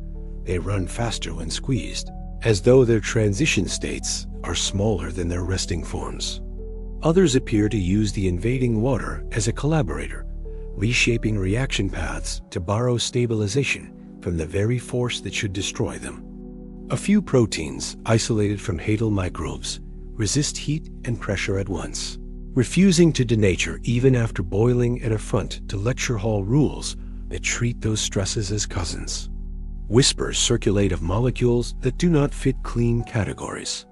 In one set of samples, mass spectra hint at zwitterionic solutes that protect proteins without the osmotic penalties of TMO. Their precise structures unresolved, their signatures like footprints in wet sand. In another, cryo-M maps suggest unfamiliar symmetries in chaperonins, molecular caretakers that fold other proteins' rings of subunits with seams in unexpected places, perhaps permitting function under squeeze by distributing forces in ways surface life never needed to learn. All the while, the trench environment refuses to sit still. Landslides roar downslope in slow motion, sending gravity currents across the abyssal plain. Tectonic pulses ripple pressures by small but measurable amounts. In that restlessness, life displays more than stability. It displays agility. Genes switch on and off as if riding a tide, stress responses blooming not as emergencies but as habits. A snailfish embryo develops in darkness with a skeleton so lightly mineralized that it can shrug off compression where bone would shatter. Its muscles carry unique osmolite balances. Its eyes, freed from the burden of focus, devote energy elsewhere. Evolution here seems to understand economy trade what cannot be kept, fortify what must endure. Odd fact, a trench amphipod sheathes its gut with an aluminum gel generated from dissolved minerals. Under high pressure, the metal layer becomes more coherent, a homemade armor that resists chemical attack while adding little weight, a clever arithmetic of survival that would impress an engineer. Speculation reaches further.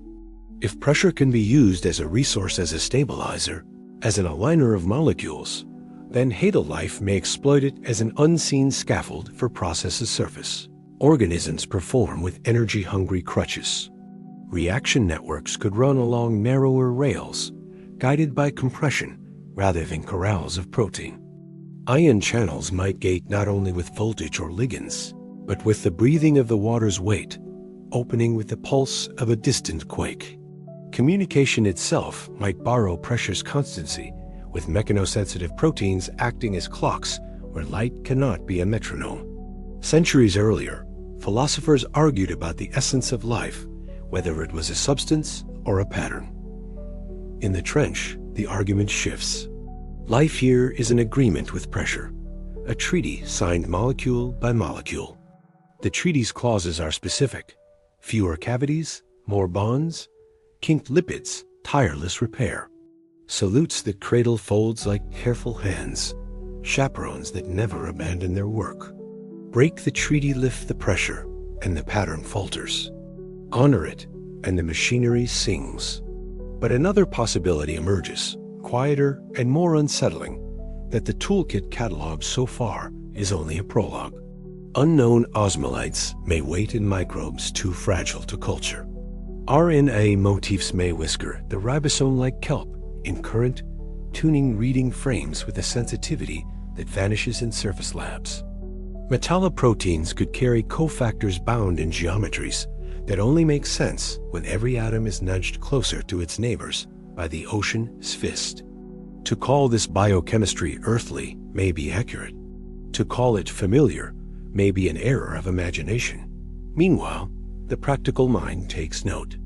Enzymes that prefer pressure could transform industrial chemistry, running clean reactions in compact reactors that squeeze instead of heat. Pressure-proof chaperones might help fold stubborn therapeutic proteins. Membrane recipes borrowed from Hadal cells could stabilize fragile drug carriers. Even medicine glances toward the abyss. DNA, repair systems that treat compression as routine, might inspire strategies against radiation damage, or teach cells to remain poised in storms that would otherwise shred them. And yet, beyond use, the trench's lesson remains humbler. The pressure paradox is less a riddle to be solved than a reminder of how provisional knowledge can be. The known laws have not been broken. They have been elaborated, played like an instrument beyond the octaves first imagined. Where physics predicts failure, life finds a parameter to tune. Where chemistry warns of collapse, life discovers an intermediate state and lingers there, productive and calm. As the submersible drifts upward, instruments ticking softly, the Hadal orchestra quiets behind it. Proteins resume their secret dances, membranes ripple with silent grace, unseen chaperones fold and refold the threads of existence. Above, sunlight returns, confident in its dominion. Below, pressure continues its sermon, ancient and unhurried. Between them lies a message that life is not the triumph of one set of conditions, but the art of belonging to whatever world is given. And if such art thrives here, under a mountain of water, perhaps it has thrived elsewhere, beneath ice, beneath stone, beneath histories lost to memory. The trench offers more than survival. It offers a grammar for existence under weight. Follow that grammar far enough, and another chapter beckons one that wonders what else the oceans have hidden, not merely in cells, but in time. Centuries earlier, coastlines shifted and kingdoms drowned. As the camera turns towards silted valleys and buried ridges, another question forms in the dark. If pressure can preserve the delicate architecture of a cell, what might it have preserved of worlds that came before? Beneath the endless swell of the Pacific, where light is nothing but a memory, the trench descends like a scar across the ocean floor. Its walls plunge into shadow, deeper than the highest mountain is tall. Yet within this silence, a thought takes hold. If the sea has always been the patient thief of coastlines, swallowing islands and dragging empires into oblivion, what might it have hidden in this greatest of all abysses? Could the Mariana Trench be more than a geological wound? Could it be a vault where lost worlds sleep? Science speaks first with the voice of certainty. The trench exists because of pressure, the slow violence of tectonic plates. For millions of years, the Pacific plate has bent beneath the Philippine plate, creating a chasm where seafloor is dragged down into the mantle. Fragments of ancient crust, sediment from rivers, even whole stretches of drowned islands, all are consumed by this conveyor of stone. In time, they vanish, transformed into molten fire. What lies in the trench today may once have stood beneath the open sky. But human imagination sees more. Legends whisper of realms that vanished beneath the sea. Plato's Atlantis, spoken of as a cautionary tale, a world destroyed in a single day and night of misfortune. In the Pacific itself, stories endure of the lost continent of Mu, and in the islands of Southeast Asia, songs tell of lands drowned by rising waters. For the Polynesians, for the Javanese, for the Micronesians who built the stone city of Non-Natal, the sea has never been only a boundary. It has been a devourer. Might the trench be its deepest tomb? Odd stories cling to the edges of exploration. In the late 20th century, as sonar mapped the seafloor with increasing precision, operators sometimes noticed shapes that seemed almost deliberate. Angles sharper than erosion should allow. Patterns that repeated, as though a human hand had once arranged them. Most were dismissed as tricks of echo and shadow. Yet some reports linger in obscurity, linear ridges arranged almost like streets, terraces stepping down like the remains of walls. Officially, they are geological.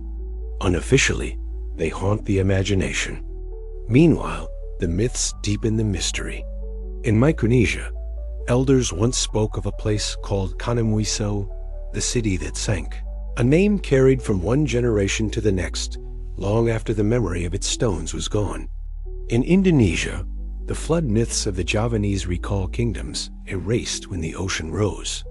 Even in Japan, tales of the dragon's palace describe a shimmering kingdom beneath the waves. Across cultures, across oceans, the pattern is the same: water that takes and civilizations that vanish. Could fragments of those worlds, dragged downward by landslides or swallowed in tectonic collapse, now lie within the trench? Could manganese-coated ridges and mud-choked canyons conceal the outlines of temples, the skeletons of cities? Some researchers argue no, that pressure and shifting sediment would obliterate any sign of human construction. But others suggest that remnants may endure in fragments, protected in pockets of the seafloor, waiting like artifacts in a forgotten archive.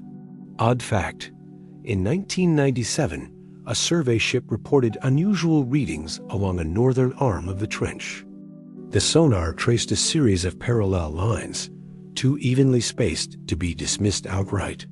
The official record listed them as tectonic striations. Yet among the crew, rumors whispered of something strange arose of shapes, like steps, like ruins long eroded, but not erased. No photographs were ever released. The data rests quietly in archives. But stories, once spoken, are difficult to silence. As the camera of the mind drifts deeper, it becomes easy to imagine. Picture colossal stairways, now crumbled and drowned, overgrown with ghostly anemones. Picture pillars toppled and coated with iron crust, shimmering in the dim glow of submersible lights. Whether natural or crafted, the image is haunting a dream of a world erased, yet somehow still present in silence. Some geologists speak of microcontinents, fragments of ancient landmasses broken away in tectonic drift. Zealandia, for instance, lies largely beneath the Pacific, a continent drowned but not forgotten. If such vast landmasses can sink, why not smaller realms, their coasts dragged into trenches, their mountains collapsed into the abyss? Each possibility feeds the sense that the ocean floor may be more complex than maps suggest. Speculation stretches even further. If life in the trench resembles what might exist on Europa or Enceladus, then perhaps drowned civilizations mirror another kind of reflection. A reminder that humanity itself is fragile, that our monuments can be erased as easily as shorelines in a storm. The trench, in this view, is not only a geological frontier, but a mirror of human impermanence, a place where myths and sediments converge into a single truth. Nothing endures against the tide forever. The silence at depth gives no answers. The sonar sweeps and returns static. The submersible lights reveal only mud, stone, and fleeting creatures. But absence itself becomes part of the mystery. The ocean offers no closure, only the invitation to wonder. And so the thought lingers. If empires have drowned, if coastlines have shifted, if worlds have been erased, might their final remnants now rest 11 kilometers down, beyond storm and sunlight, beyond even memory itself? The abyss does not reply. It simply waits, holding its secrets with the patience of eons. If you enjoyed this journey into the silence of the deep, consider joining again as the story of the trench continues to unfold. Far below the surface, where sunlight has never touched, silence is expected. In the abyss, sound should be the rarest of visitors, broken only by the faint groans of shifting rock or the distant call of whales migrating through the twilight above. But one night, a team of researchers lowered hydrophones into the trench, expecting only the hush of water pressed by unimaginable pressure. What they captured instead would ignite both curiosity and unease. The recording began with nothing static and faint drifts of current. Then, like a heartbeat in the dark, came a pulse. Not a roar, not a rumble, but a sharp, deliberate thrum of sound, low and steady. It repeated. 5 seconds of silence. Then another. 5 seconds again. Another. Hours passed, yet the rhythm held. Neither earthquake nor whale song, neither storm nor shifting plate could explain a sound so precise, so regular, so intentional. Scientists had heard strange noises before. The ocean, after all, is filled with acoustic mysteries. The bloop of 1997, a massive, low-frequency sound once thought to be biological, later tentatively linked to shifting ice. The Julia, a moaning sound captured in 1999, echoing across thousands of miles. Even the upsweep, a haunting, seasonal pattern still without clear origin. Yet this was different. This was not a roar, not a cry, but a pattern. The sea had spoken in rhythm. At first, the explanation seemed obvious. Submarines, military activity, sonar bouncing in coded intervals, drifting through the depths where sound travels farther than light. Governments denied involvement, as they often do. And though such denials are hardly unusual, experts pointed out something harder to dismiss. The frequency of the pulses did not match any known naval system. It was too low, too broad, as if designed not for machines, but for the water itself. Odd fact, sound in the ocean behaves differently than on land. In the deep, temperature, pressure, and salinity bend waves into what scientists call the SOFA channel, a natural acoustic layer where signals can travel for thousands of miles with little loss. A whisper in the channel can circle the planet. Could the pulses have been using this layer, broadcasting across the globe? If so, then who or what was listening? As analysis deepened, patterns emerged. The pulses were not just repetitive. They carried subtle fluctuations, like modulations of meaning. Too simple for language, too complex for accident. Some researchers suggested natural origins, a venting gas pocket, a pressure release repeating as the seafloor shifted. Yet no geological process is known to keep time with such precision, hour after hour, without faltering. Others wondered about unknown species, perhaps creatures capable of producing sonar-like bursts for reasons beyond our understanding. The comparison to whales is inevitable, yet misleading. Whale calls rise and fall, weaving melodies that change with each breath. They sing, they improvise, they speak to one another. But this signal was stubborn, mechanical, unyielding, like a clock ticking in the dark. If it came from a living being, it would be unlike any creature we have ever known. Meanwhile, speculation took root. Could the pulses be echoes of something buried deep beneath the trench floor? Metallic structures resonating as currents pressed against them, humming like a bell struck again and again? Or were they transmissions messages not meant for human ears, reverberating through a medium older than radio? Theories reached beyond the scientific, touching on the mythic. If cultures across the world spoke of sea gods and voices from the deep, could this be an echo of that memory, resurfacing through modern instruments?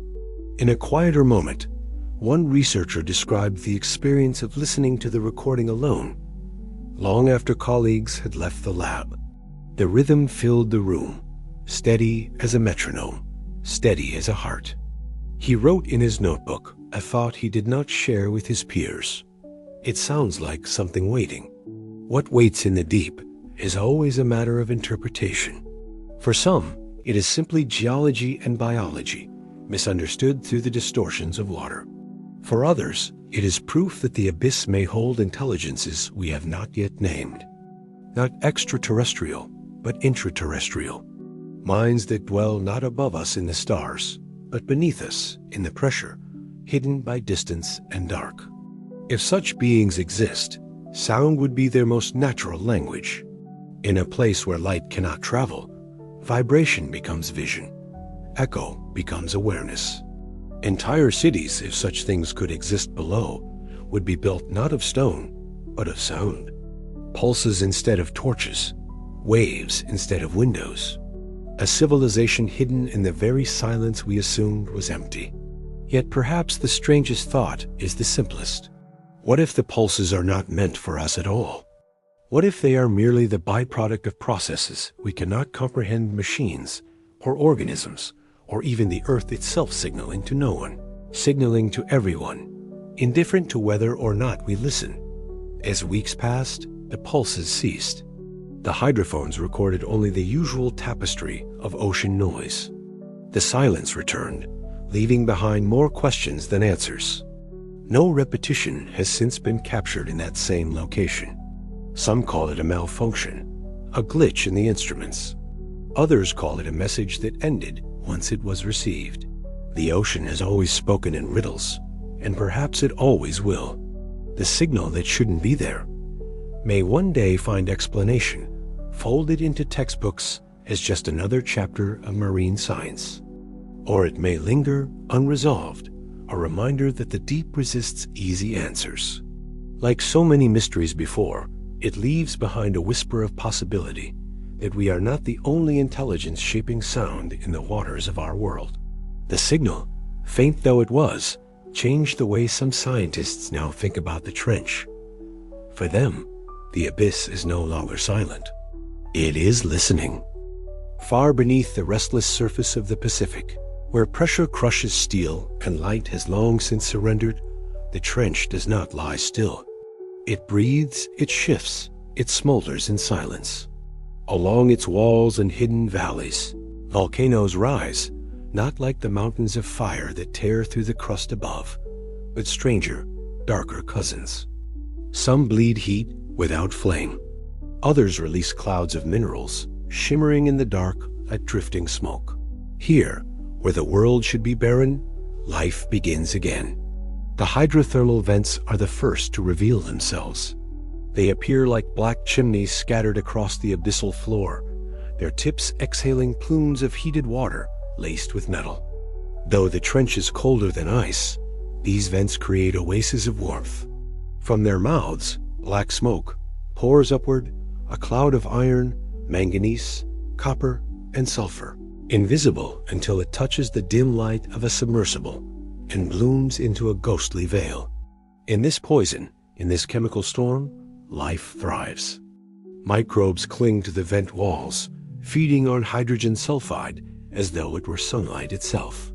Worms, crabs, and ghostly shrimp gather in clusters, surviving in a place where the rules of life are rewritten. It is a reminder that the trench is not only a graveyard of worlds, but a nursery of forms that exist nowhere else.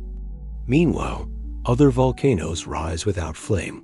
Mud volcanoes, they are called, though the name is deceptively simple. These formations erupt not with molten fire, but with thick, mineral-rich sludge pushed upward by pressure from beneath.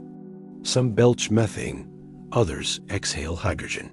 They reshape the seafloor in silence, building domes and ridges that shift over years, like slow-motion sculptures hidden from human eyes. Odd fact, in 2016, researchers exploring the Mariana system discovered a mud volcano more than 2 miles wide, spilling mineral-rich fluids into the surrounding dark. Its summit was covered with colonies of shrimp, each adapted to feed on the methane and sulfide rising from below. On land, such an environment would be toxic. Here, it was a thriving city. Geologists see these volcanoes as windows into Earth's machinery. They hint at the restless energy that churns beneath the crust, connecting trench to mantle, ocean to core. Some plumes carry rare earth metals. Others hint at the chemistry that may have once sparked life itself, billions of years ago, when the planet was young and raw. To peer into them is to glimpse not only the future of geology, but the memory of beginnings. But another possibility emerges. If vents in mud volcanoes can sustain entire ecosystems without sunlight, could they not also sustain life in other oceans that lie beyond Earth? Europa, Enceladus, even distant Titan, all may hide hydrothermal vents beneath their icy shells. The trench, then, becomes a rehearsal for discovery. To study its volcanoes is to imagine what alien seas might hold and what strange creatures might evolve around their own smoking chimneys. Centuries earlier, humans spoke of fire beneath the water in mythic tones. Polynesian traditions describe Pele, the goddess of flame, whose fires meet the sea in battles of smoke and steam. Japanese tales of sea dragons rising from boiling waters may echo ancient encounters with submarine eruptions. Such stories blur the line between geology and imagination, yet they speak to a truth.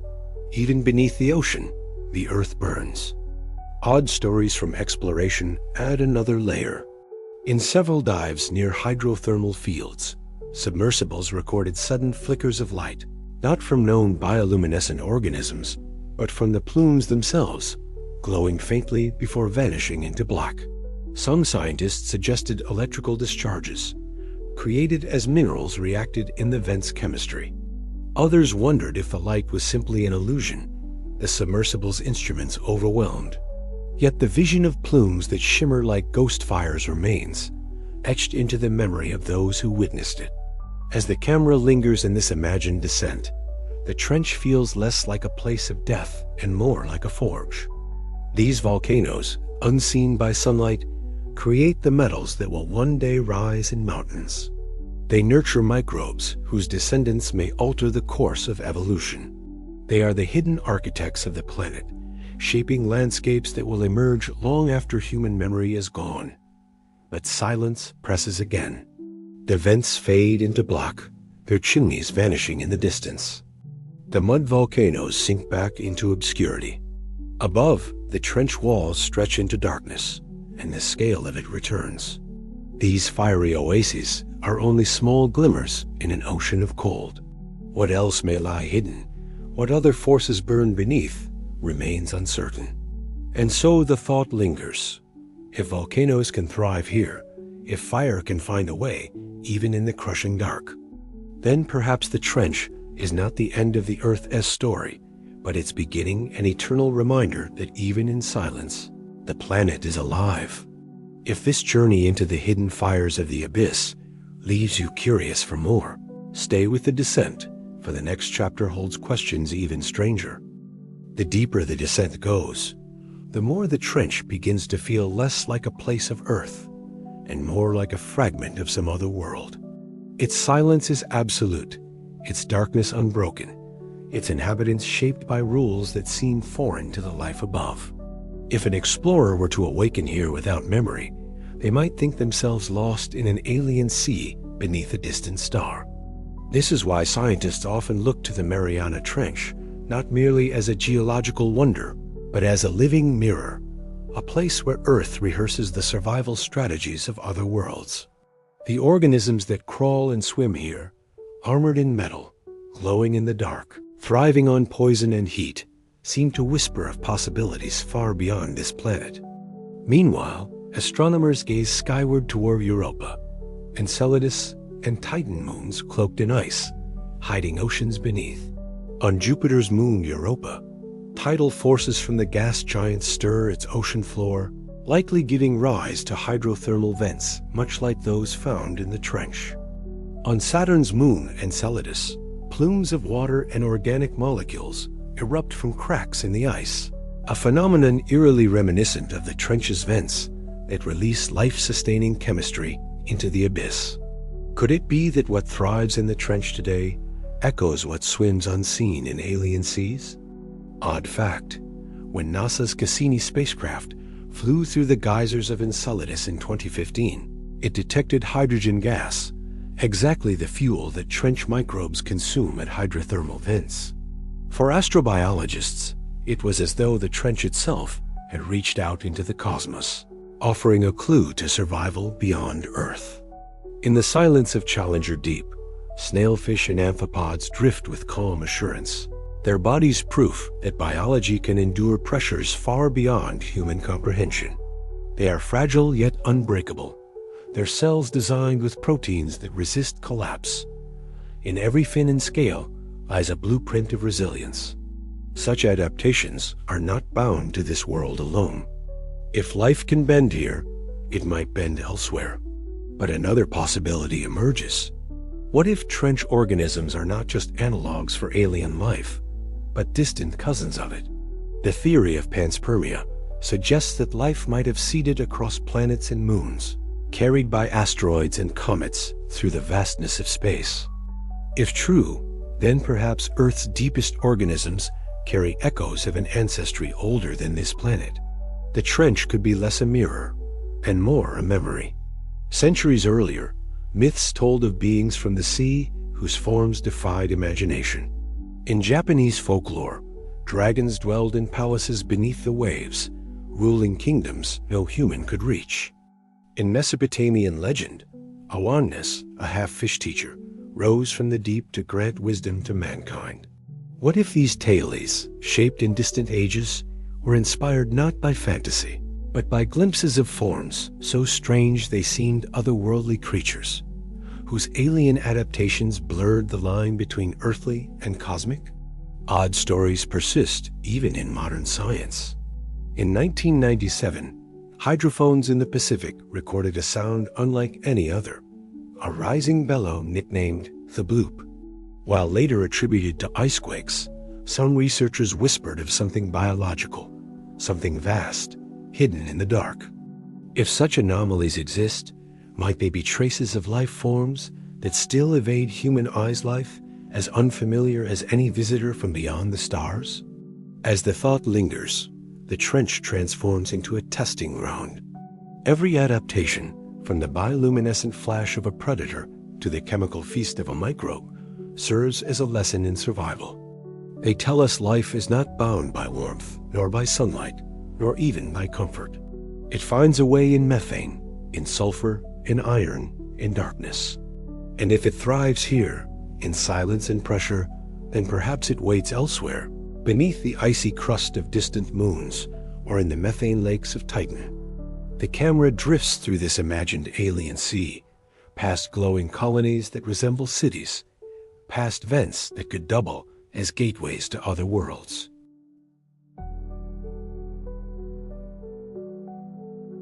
The patterns of survival are too universal, too adaptable to belong solely to Earth. Yet the mystery is never resolved. No signal has come from the stars. No submarine has uncovered a creature that undeniably belongs to another world. All that remains is shadow and suggestion. The trench holds its secrets close, as if guarding a story that is not yet ready to be told. And so the chapter closes in reflection.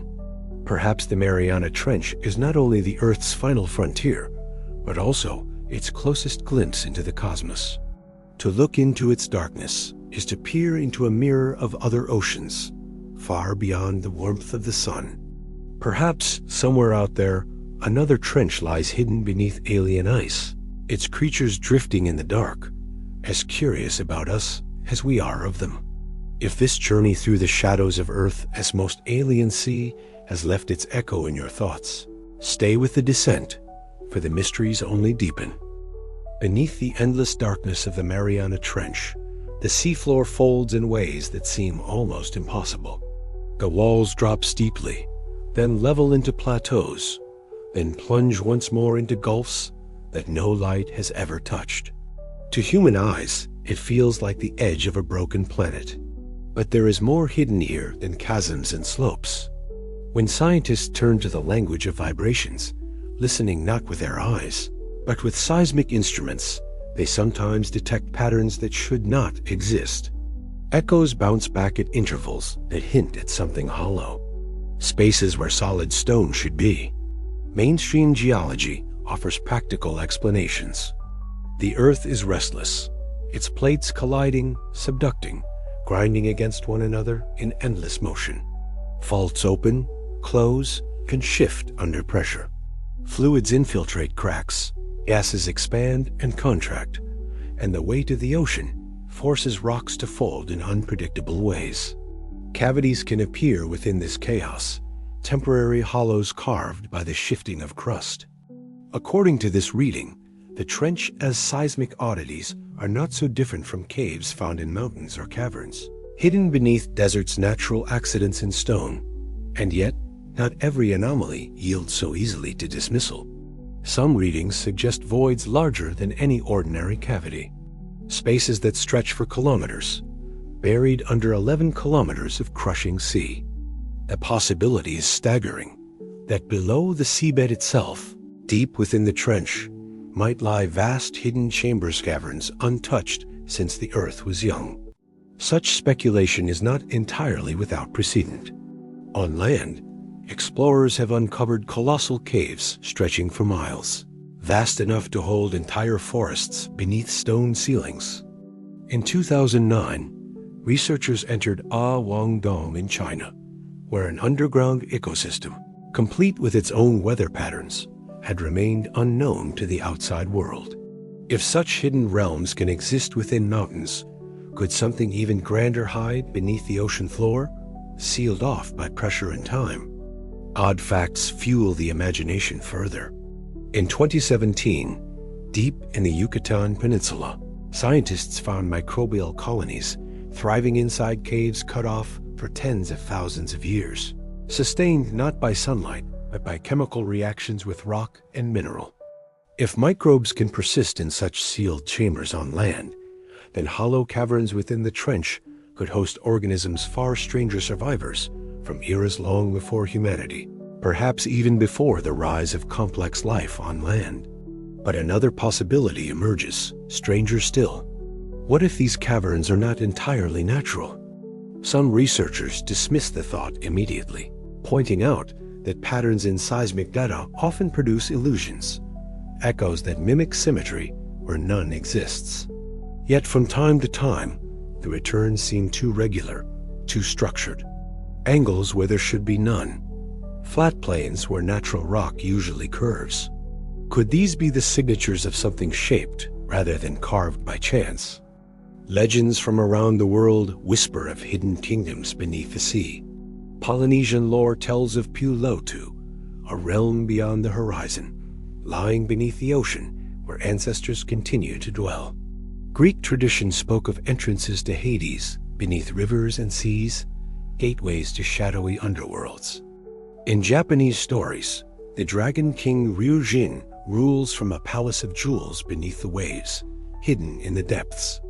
Even Norse mythology speaks of great serpents coiling under the oceans, bound in caverns far below. To cultures separated by oceans and centuries, the sea was not only a surface to be sailed, but a veil that concealed vast hollow realms below. Scientists tend to interpret such myths as poetic visions of the unknown. Yet they raise a tantalizing thought. Perhaps, in distant times, strange phenomena sounds from the deep, collapses of the seabed, or even glimpses of something vast moving beneath seated memories of undersea caverns that survived as myth. Meanwhile, modern exploration faces limits. No submersible can yet enter such suspected voids. The pressure is too extreme, the technology too fragile. At 11 kilometers deep, every machine hums on the edge of collapse. For now, the cavern hypothesis remains suspended between science and imagination, present in seismic whispers, but unreachable in practice. And still, the speculation deepens. If hollow caverns exist, sealed away for millions of years, they may serve as natural time capsules, protecting environments unchanged since Earth's earliest ages. They could shelter forms of life that retain primitive traits long lost elsewhere, snapshots of biology from before the Cambrian explosion. Or they could reveal adaptations unknown to science, organisms molded by isolation into something truly alien. Some thinkers, wandering further from caution, ask a more unsettling question. What if such chambers were not only habitats, but vaults? If a civilization once touched these seas, whether human, pre-human, or something else, might the trench have been the perfect hiding place? No sunlight, no intrusion, no chance discovery for millennia. In such a cavern, artifacts could sleep undisturbed, immune to storms, earthquakes, even the rise and fall of continents. The hollow cavern hypothesis, therefore, sits at a crossroads. To some, it is nothing more than an artifact of faulty data, an illusion conjured by the noise of the earth. To others, it is a gateway to possibility, the suggestion that beneath the world we know lies another, sealed in silence. A cathedral of stone, or perhaps something built. And in the end, the mystery remains suspended between evidence and dream. Instruments record echoes that hint at hollowness, but without direct exploration, they cannot confirm what lies beyond. For now, the trench guards its secret, and the idea of vast caverns beneath the seafloor lingers as both science and myth. The descent continues. The instruments press deeper, scanning, listening, searching. The hollow may be nothing, or it may be everything. In the darkness of the trench, even machines are fragile. They descend with cameras, sensors, and arms of titanium, wrapped in designs calculated to withstand unimaginable pressure. Every mission is a balance between human ingenuity and the weight of a world that does not welcome visitors. And yet, for all the care, for all the calculations, some of these machines never return. Engineers offer reasons that sound entirely rational. At depths greater than 10 kilometers, pressure exceeds 1,000 times that of the surface. Electronics fail, seals rupture. Materials fracture under stresses too fine to predict. A simple crack, invisible at launch, can grow catastrophic in silence. Communication lines snap, signals are lost, and the abyss claims another instrument. In this telling, vanishing machines are the price of exploration, the cost of pushing technology against the boundaries of the possible. But another possibility emerges. Not all failures fit neatly into this narrative of physics and pressure. Sometimes, data streams cut off suddenly mid-transmission without signs of progressive malfunction. Other times, the machine vanishes without leaving debris, as if swallowed whole. In the engineering logs, these moments appear as abrupt losses, frustrating but unremarkable. In the imagination, they suggest something else forces at work that science has yet to name. Odd fact: in 2014, a remotely operated vehicle deployed in the trench abruptly ceased transmission. Recovery teams expected to find shattered parts, evidence of implosion, yet nothing surfaced. The vehicle had been tethered, but the line came back cleanly severed, as though cut by some unknown edge. Engineers insisted it was stress failure, a snapping under tension. Others whispered that something had sliced through, as if the abyss itself had intervened. Meanwhile, in other oceans, similar vanishings have been recorded. In the Arctic, autonomous drones designed to map under-ice caverns have disappeared without trace, their signals extinguished before returning. And in 2019, a submersible near hydrothermal vents in the Pacific captured a final fragment of video, a blur of motion, then static, then nothing. To some, these incidents confirm the fragility of technology in extreme conditions. To others, they hint at the presence of unknown entities, vast creatures, or forces that live where human eyes cannot follow. Speculation flows into this silence. Could there be organisms large enough, powerful enough, to entangle or crush machines in the dark? Legends speak of sea serpents, krakens, leviathans, creatures that surface sailors feared but never proved. If such beings exist, their natural territory would not be the open sea, but the abyss, where light never intrudes and evolution has followed paths beyond imagination. But there is another possibility. Some scientists have raised the idea of magnetic anomalies within the trench. Minerals in the crust, compressed and altered by tectonic forces, may create fields strong enough to disrupt navigation or even damage electronics. A machine in such an environment might not implode, it might simply fail, its systems scrambled into silence. And yet, would magnetism explain a severed tether, or the suddenness with which signals vanish mid-transmission? The trench has long been seen as a frontier of human knowledge, but perhaps it is also a frontier of our ability to control. Machines vanish here because the abyss demands its own tribute. Technology, no matter how advanced, may not be immune to the unknown. And so, each disappearance leaves behind more than frustration. It leaves questions that deepen with every lost expedition. Meanwhile, engineers continue to build new drones, each stronger than the last, each designed to resist what broke the one before. Titanium shells are thickened, fibers are reinforced, software is hardened against interference, and still some are lost. The abyss swallows them quietly, as if to remind us that it cannot be fully measured or mastered. What if these vanishings are more than failures? What if they are encounters, moments when the trench asserts itself against intrusion? In such a view, the trench is not simply a passive landscape, but an active force, one that absorbs, erases, and protects its secrets. Machines vanish because they are not meant to pry deeper. The thought is unsettling, yet it lingers. Perhaps the abyss has guardians, not mythical monsters in the form of krakens, but natural processes so powerful, so complex, that they seem to act with intent. Or perhaps something more than nature moves in those hollows, something that notices when machines trespass too far. And so, each vanished drone becomes part of a pattern, a silent warning etched into the record of exploration. To some, they are proof of the abyss's hostility. To others, they are invitations to keep searching, to risk more, to learn what lies beyond the limits of steel and wire. The trench remains silent, indifferent, withholding. It takes what it chooses and returns nothing.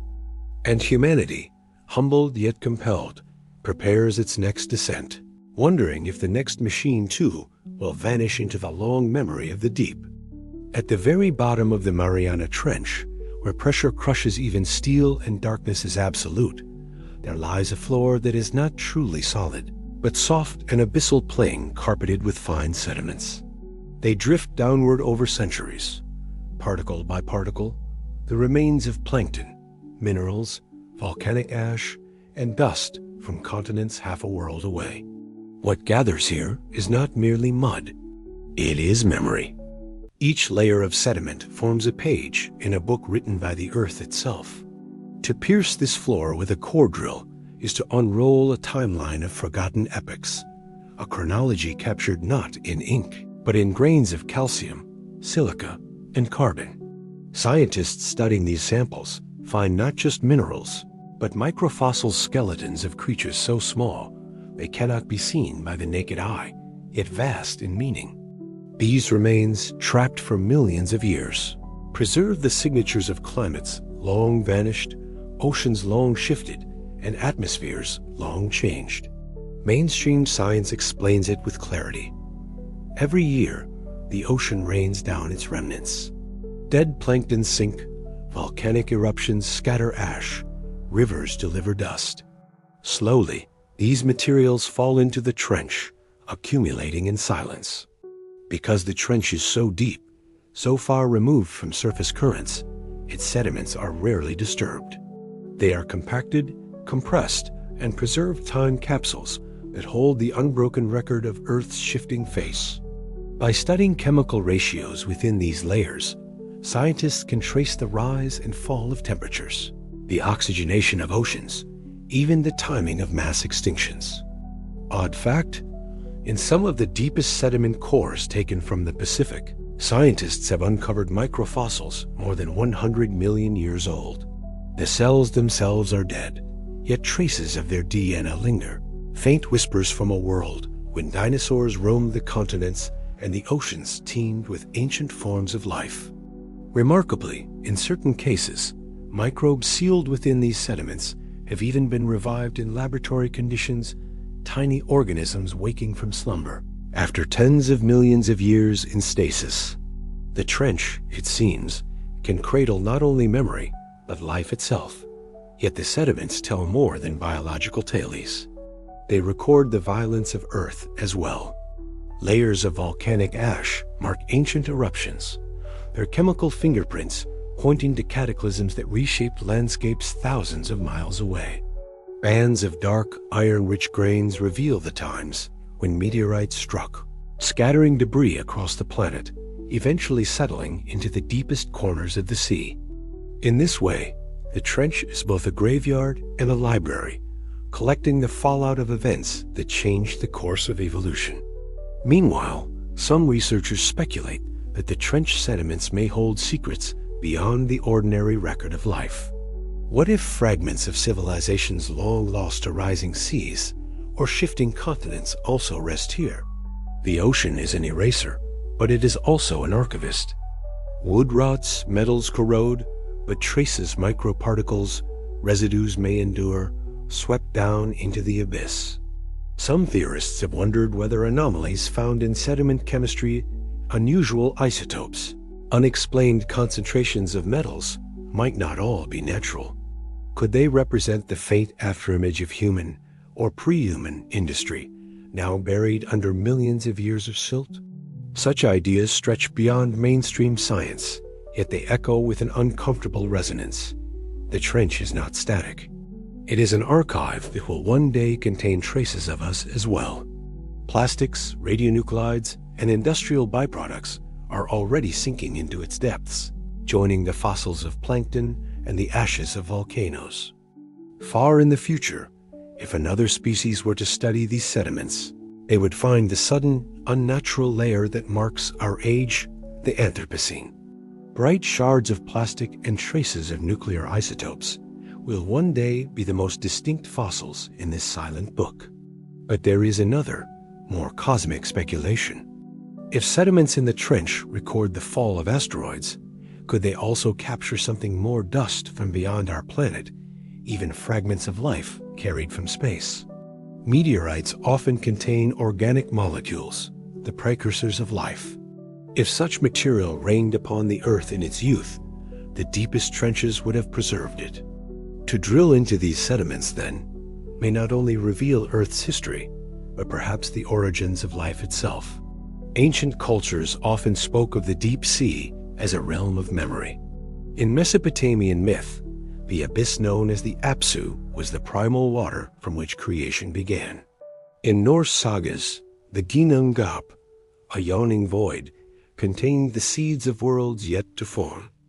And in Hindu tradition, Vishnu rests upon the cosmic ocean from which all life periodically arises.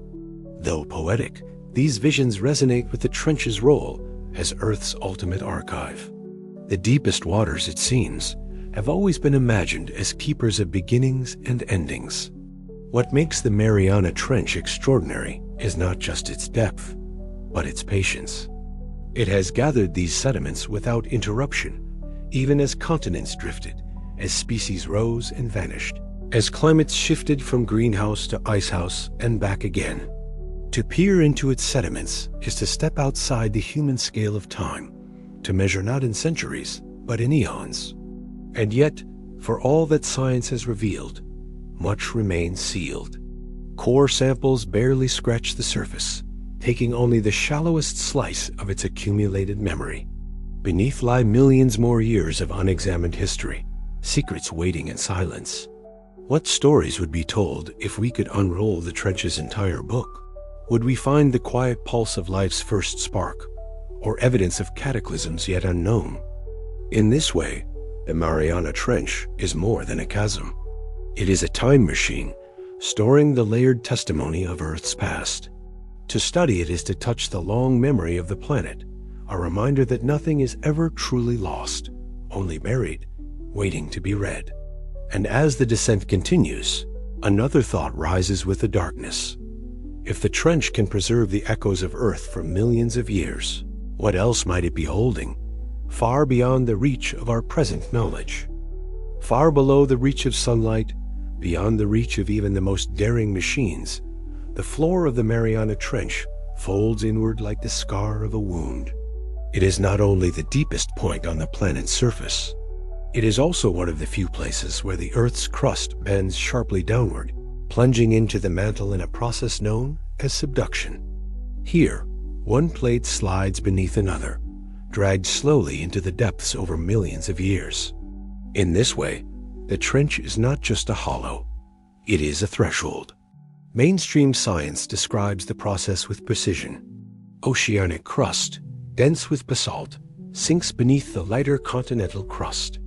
As it descends, It carries water, minerals, and even entire sediments with it, recycling the surface of the Earth into its fiery heart. Over eons, this conveyor belt of stone fuels volcanoes, reshapes continents, and alters the chemistry of oceans. Without it, our planet would be static, lifeless, a world without renewal. But some scientists look at the trench and see more than a geologic process. They see a kind of artery, a channel that links the fragile crust with the restless mantle below. The question lingers: what if these gateways are not just recycling mechanisms, but conduits of energy? Could the great trenches act as planetary lungs, drawing in and exhaling the deep breath of the Earth? Odd facts emerge from seismic readings. At certain moments, low-frequency tremors ripple upward from beneath the trench, sounds too deep for human ears, but captured by instruments. Some of these vibrations are expected subduction groans, tectonic strain, but others remain puzzling. Patterns appear, almost rhythmic, like a slow pulse. While most geologists interpret this as the natural creak of the planet's moving plates, a few have wondered whether such signals are evidence of deeper processes, energy welling upward, whispers from the mantle itself. Meanwhile, hydrothermal vents near subduction zones hint at this hidden exchange. Superheated fluids, rich with metals and chemicals, surge from the seafloor. They are born of water dragged into the mantle, heated to extremes, then forced back outward. These vents sustain entire ecosystems in utter darkness, life powered not by sunlight, but by the planet's own breath. If such forces can sustain creatures at these depths, might they also reveal how Earth itself regulates its long rhythms? Speculation stretches further still. If the trench is a channel, could it also be a listener? Some researchers suggest that subduction zones act as resonant chambers, where vibrations from the mantle amplify, carrying information about what lies deeper. Instruments lowered into the trench sometimes pick up hums that travel thousands of miles through the Earth, whispers that may originate near the boundary between mantle and core. To interpret them is like listening through walls faint, distorted, yet unmistakably there. Throughout history, myths have echoed this intuition. In Polynesian traditions, deep-sea chasms were thought to connect the ocean to the fire below, portals where the breath of gods emerged as volcanic flame. In Greek myth, the god Hades ruled not just the underworld of the dead, but also the deep fissures of the earth, places where the living world touched the unseen. In Hindu cosmology, the Naga serpents dwelt in Patala, subterranean realms filled with jewels, fire, and hidden energies. Across cultures, the deepest places were imagined as gateways, not endings, but passages inward. Odd fact, some of the oldest legends of the Pacific Islands describe the sea breathing. Fishermen spoke of days when the ocean would rise and fall without wind, as though inhaling from below. Modern science explains these events as long-period swells, but the resonance with the trench's hidden pulse is haunting. Could those who lived by the ocean's edge have felt, across generations, the slow rhythm of the planet beneath their feet? As the climate shifts and sea levels rise, new questions emerge. If subduction zones draw water into the mantle, how much influence might they have on the long cycles of the oceans themselves? Could the trench act as a regulator, balancing the chemistry of the seas over millions of years? Some geologists argue that Earth as habitability depends precisely on this hidden exchange, that without trenches drawing carbonates and water into the mantle, our world would either freeze in endless ice or boil in runaway greenhouse heat. In this sense, the trench is more than geography. It is a safeguard, an unseen hand stabilizing the fragile balance of life. But the most speculative voices push the thought even further. They imagine that the mantle, restless and molten, might carry information patterns of heat, of pressure, perhaps even structures not yet understood. If so, then the trench is not just a recycler, but an interface. What if the strange anomalies detected in sonar and seismic readings are not random, but signatures of this hidden dialogue? What if the Earth itself is speaking, faintly, through these abyssal gateways? Meanwhile, physicists entertain their own visions. They speak of deep mantle plumes, jets of heat rising like pillars from near the core, feeding volcanic chains across the globe. What if the trenches, with their plunging slabs, interact with these plumes in ways we barely grasp? Some even suggest that subduction zones may channel energy directly toward the outer core, influencing the geodynamo, the process that powers Earth's magnetic field. If true, then the Mariana Trench may not only shape the surface of the Earth, but also guard the invisible shield that protects us from cosmic radiation. It is a thought both humbling and unsettling, that in the silence of this abyssal chasm lies a mechanism upon which all life depends. That somewhere beneath the crushing dark, energy rises and falls in rhythms as ancient as the planet itself. And so the trench becomes more than a scar. It is a whispering edge, a place where Earth's hidden machinery reveals itself in fragments, never fully seen, never fully understood. Each seismic tremor, each plume of vented heat, each faint vibration carried through the abyss may be part of a language we have only just begun to decipher. Perhaps one day, with instruments more sensitive and imaginations more daring, we will learn to listen more closely. Until then, the whispers of the core remain just that murmurs in the dark, carried upward from the heart of the Earth, waiting for us to pause, to wonder, and to hear. The story of the trench seemed complete, a place of immense pressure, strange life, and the slow breath of the Earth itself. Yet beneath all of this, one mystery lingers, like a shadow that refuses to fade: the anomaly. It was first detected not by human eyes, but by the silent instruments of sonar. A cluster of readings that did not match the surrounding seabed, a reflection brighter, sharper, harder than rock. At first, it was dismissed as an error and echo distorted by the extremes of depth. But subsequent passes confirmed it, a metallic mass buried deep within a side trench of the Mariana system.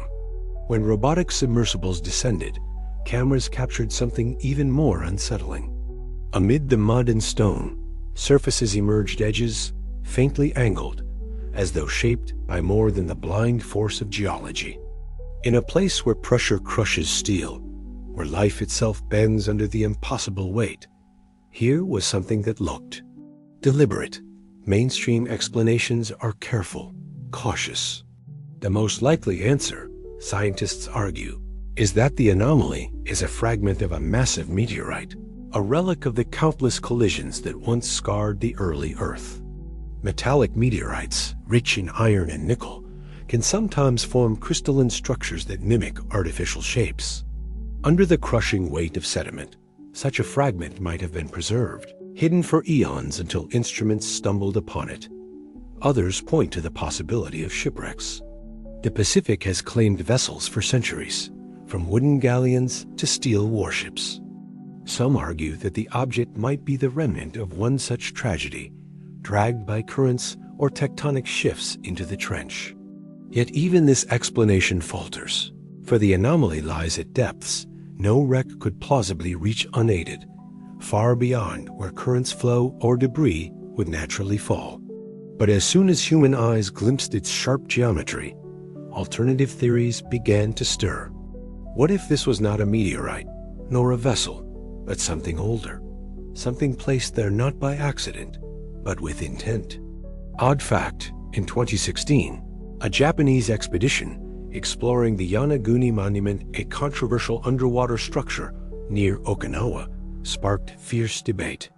Its stepped terraces, right angles, and flat walls struck some as unmistakably artificial, the remnants of a drowned city.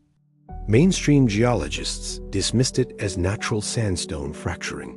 Yet others saw in Yonaguni a sign that human history may stretch further and deeper than we imagine. Now, comparisons are quietly drawn between Yonaguni and the trench anomaly, two submerged mysteries, both marked by angles where none should exist. Meanwhile, seismic surveys of the trench reveal another curiosity. Around the site of the anomaly, instruments record unusually strong magnetic fluctuations, as though the mass itself disturbs the planet's field. A meteorite rich in iron could explain such readings, but the strength and regularity of the signal puzzle even the cautious. Could it be hollow? Could it contain structures within? Speculation blooms in silence. Some imagine the anomaly as a fragment of a lost civilization, swallowed by the sea in an age when coastlines looked entirely different. Could it be the remains of a forgotten technology, now entombed in the deepest place on Earth?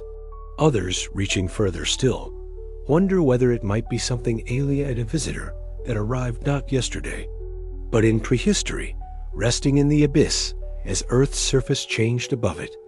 Stories of ancient visitors are not new.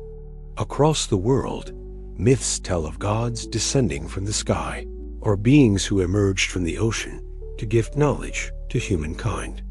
The Dogon people of Mali speak of the Namo, amphibious beings linked to the star Sirius. Polynesian lore remembers Tangaroa, a god who ruled the seas and sometimes walked among mortals. Could such stories, however embellished, echo real encounters with things that once lay hidden in the depths? But the anomaly is not myth. It is a physical presence, a shape recorded by machines and glimpsed through cameras that falter in the darkness. And its silence is what makes it so haunting. Unlike life, it does not move. Unlike rock, it does not crumble. It simply endures, pressed into the mud of the abyss, resisting both time and pressure. Odd fact, in 1995, Russian scientists exploring Lake Baikal, the world's deepest freshwater lake, reported encounters with large, luminous being sightings that remain disputed but persist in military records. Some have linked these accounts to the broader enigma of deep waters, that what lies beneath may not only be unknown, but perhaps deliberately hidden. In this light, the anomaly of the trench takes on a darker resonance. If it is not natural, then who or what placed it there? Meanwhile, practical obstacles prevent answers. Every attempt to probe the mass more directly meets the same problem: the trench itself. Robotic arms fail in the pressure. Drill bits fracture. Sonar scatters in metallic interference. The abyss guards its secret with the weight of the world, and so the debate continues. For the cautious, it is an object to be catalogued, a problem of geology and metallurgy that will one day yield to better tools. For the speculative, it is a door either into Earth's forgotten past or into a story not of this world. Centuries earlier, when humans first mapped the night sky, they traced patterns between the stars. Some saw hunters, others saw dragons, but all agreed. Meaning was there, waiting to be found. The trench now feels much the same. The anomaly is a constellation carved into the seabed, angles shining faintly in the dark, daring us to connect them into a story. Perhaps in the end, it is only rock, a coincidence of shape and shadow, born of pressure and time. But even so, its power remains. For in a world that seems mapped, measured, and known, here is something that resists explanation, something that reminds us the Earth still holds secrets. And as the cameras retreat, leaving the anomaly alone once more in the dark, one truth becomes clear: mystery itself is the deepest ocean. The trench does not yield its secrets easily. It whispers them piece by piece, daring us to listen longer, to imagine further, and to accept that sometimes the unknown endures not to frustrate us, but to remind us how little we truly know. The trench waits in silence, its walls like cathedrals, carved by tectonic hands, its floor a place no sunlight has ever touched. To look upon it is to gaze into a void older than humanity, older than the continents themselves. And yet, within this darkness, questions stir that reach far beyond geology or biology. What if we are not alone down here, not in the stars above, but in the abyss beneath our feet? For centuries, human imagination has searched the skies for signs of other minds. Telescopes scanned the heavens. Radios listened for signals drifting across space. Yet almost nothing was directed inward, into the oceans that cover most of the planet. The assumption was simple: intelligent life must be elsewhere, far away. But the trench challenges that assumption. Its sheer inaccessibility means that in all of human history, we have spent only hours at its greatest depths, hours in millions of years. What might dwell there, unseen? Mainstream science hesitates at such speculation, but even within accepted research, there are glimmers of possibility. In 2016, hydrophones lowered into the Mariana system recorded a sound that baffled experts. It rose in frequency, leveled off, then dropped again in a haunting cycle, like a call and response in the dark. Some attributed it to a species of baleen whale, though no whale has been known to dive so deep. Others left it unexplained, a reminder that the ocean still keeps voices that we cannot name. But another possibility emerges. Could these strange calls, these pulses and patterns, belong not to passing creatures, but to something that makes the trench its permanent home? Creatures adapted not only to the crushing weight, but perhaps to communication, to coordination, to something resembling thought. The very adaptations that make life possible down here, resilience, resourcefulness, symbiosis could, in theory, give rise to intelligence of a form we struggle to imagine. Odd fact, in the 1970s, Soviet divers in Lake Baikal reported encounters with enormous humanoid figures, silver-skinned and luminous, who vanished when approached. These accounts remain buried in military archives, but they echo other traditions of beings who rise from the deep to interact with humanity. Whether legend or truth, they point toward an enduring human intuition that the waters may hide more than fish. Meanwhile, myth has always spoken of undersea intelligences. The Greeks told of Nereus and his daughters, wise beings of the sea. In Polynesia, Tangaroa was said to rule the abyss, his moods shaping the tides. Hindu texts describe the Nagas, serpent-like beings who lived in palatial realms beneath rivers and oceans. These stories, scattered across cultures, may be more than metaphor. Could they be cultural memories, fragments of encounters passed down through time, distorted but not entirely invented? As the climate shifted and coastlines drowned at the end of the last ice age, human settlements would have vanished beneath the rising seas. If advanced societies existed then, even modestly advanced, could they have left remnants that retreated into the deep? Some theorists suggest that intelligence need not be technological in the way we understand it. It could be biological, communal, even ecological and networked mind spread across bioluminescent colonies. A distributed intelligence as alien to us as our computers would be to early humans. Consider the bioluminescent cities seen in the trench clusters of organisms glowing together, arranged in patterns that seem deliberate. Science explains this as reproductive strategy, but what if it hints at coordination, at purpose beyond survival? The trench, hidden and stable, could nurture such forms for millions of years without interference. What might evolve in such a cradle of isolation? Deep speculation even reaches into the realm of intra-terrestrial myths, stories not of visitors from the stars, but of others already here, beneath us. Some folklorists note similarities between tales of sky gods and sea gods, suggesting that perhaps humanity encountered beings from two directions above and below. If so, could the anomaly buried in the trench, with its unnatural angles, be connected not to extraterrestrials, but to intraterrestrials' minds that chose the deep as their sanctuary? Skeptics argue that intelligence leaves traces, tools, structures, artifacts. Yet in the trench, pressure would crush metal, dissolve stone, erase almost everything except the biology itself.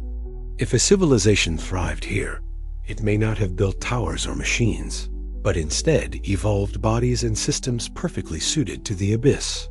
For us, intelligence is tied to fire, to skyward vision, to surfaces. But another kind of intelligence might tie itself to silence, to darkness, to the eternal cold. Odd fact, in 2018, A submersible in the Puerto Rico Trench reported a brief but striking anomaly. Its lights reflected back at it, as though something large and smooth had drifted across its path. The cameras recorded nothing conclusive, but the crew swore they felt the presence of something vast moving just beyond the glow.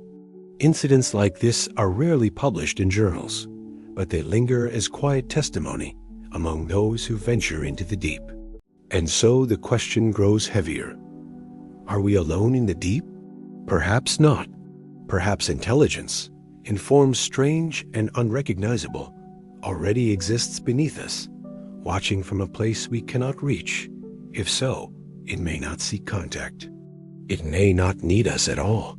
The trench could be its own cosmos, its own universe of thought and survival, as self-contained as a star system. Yet the possibility changes everything. For if we are not alone in the abyss, then humanity stands not at the center of Earth's story, but at the edge of another world, one that has existed in parallel, hidden by water and pressure. Meanwhile, on the surface, satellites sweep the skies for signs of extraterrestrial civilizations. But perhaps the first proof of another intelligence will not come from the heavens at all.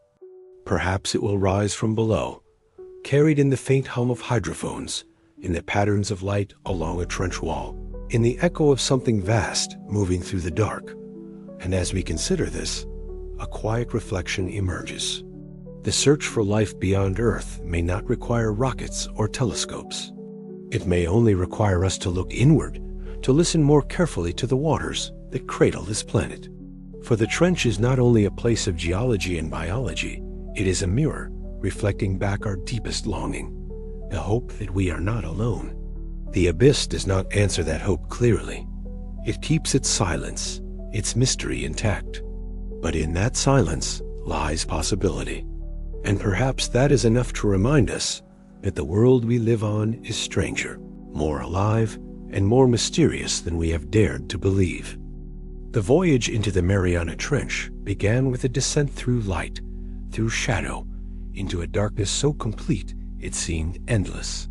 And now, as the journey draws to its end, the trench itself remains, silent, unmoved, watching as it always has. It is the deepest wound on Earth, yet also one of its most profound sanctuaries. A paradox carved into the crust of the planet, both graveyard and cradle, both archive and mystery. What scientists just discovered within its depths, be it strange bacteria, echoes of forgotten geology, or the metallic anomaly that should not exist, reminds us of one truth: that Earth is not finished revealing itself. That even here, on a world mapped by satellites and charted by machines, there are still frontiers untouched, still questions waiting in the dark. The trench holds memory in its silence. Its sediments tell stories older than the mountains, each layer a page written in the language of stone and time.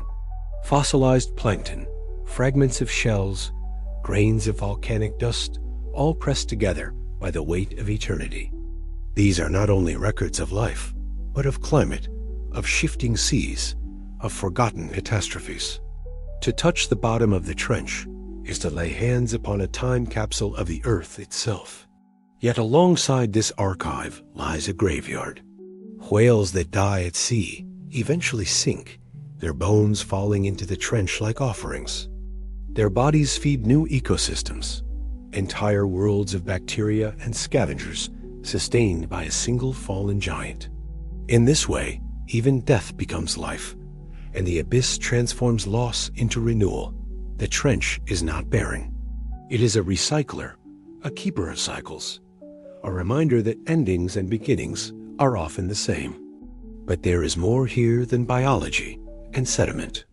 There are whisper-strange sounds carried by water, signals no one can fully identify. There are glimmer cities of light made by bioluminescent colonies.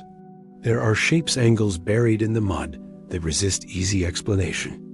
Each discovery deepens the mystery, suggesting that the trench is not only an archive of the past, but perhaps a hiding place for stories not yet told.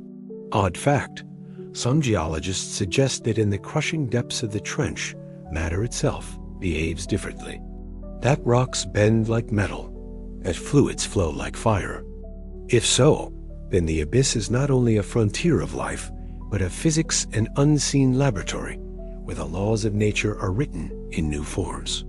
What we learn here could one day guide explorations of other worlds, from the icy moons of Jupiter to the shadowed oceans of distant exoplanets. Meanwhile, myth continues to echo. Ancient sailors feared these waters, weaving tales of leviathans and sea serpents, of gods who dwelled in the abyss. Today, those tales feel less like superstition and more like memory folk attempts to describe the unknowable. Perhaps they were not entirely wrong. Perhaps the trench does conceal leviathans, though not in the shapes we expect.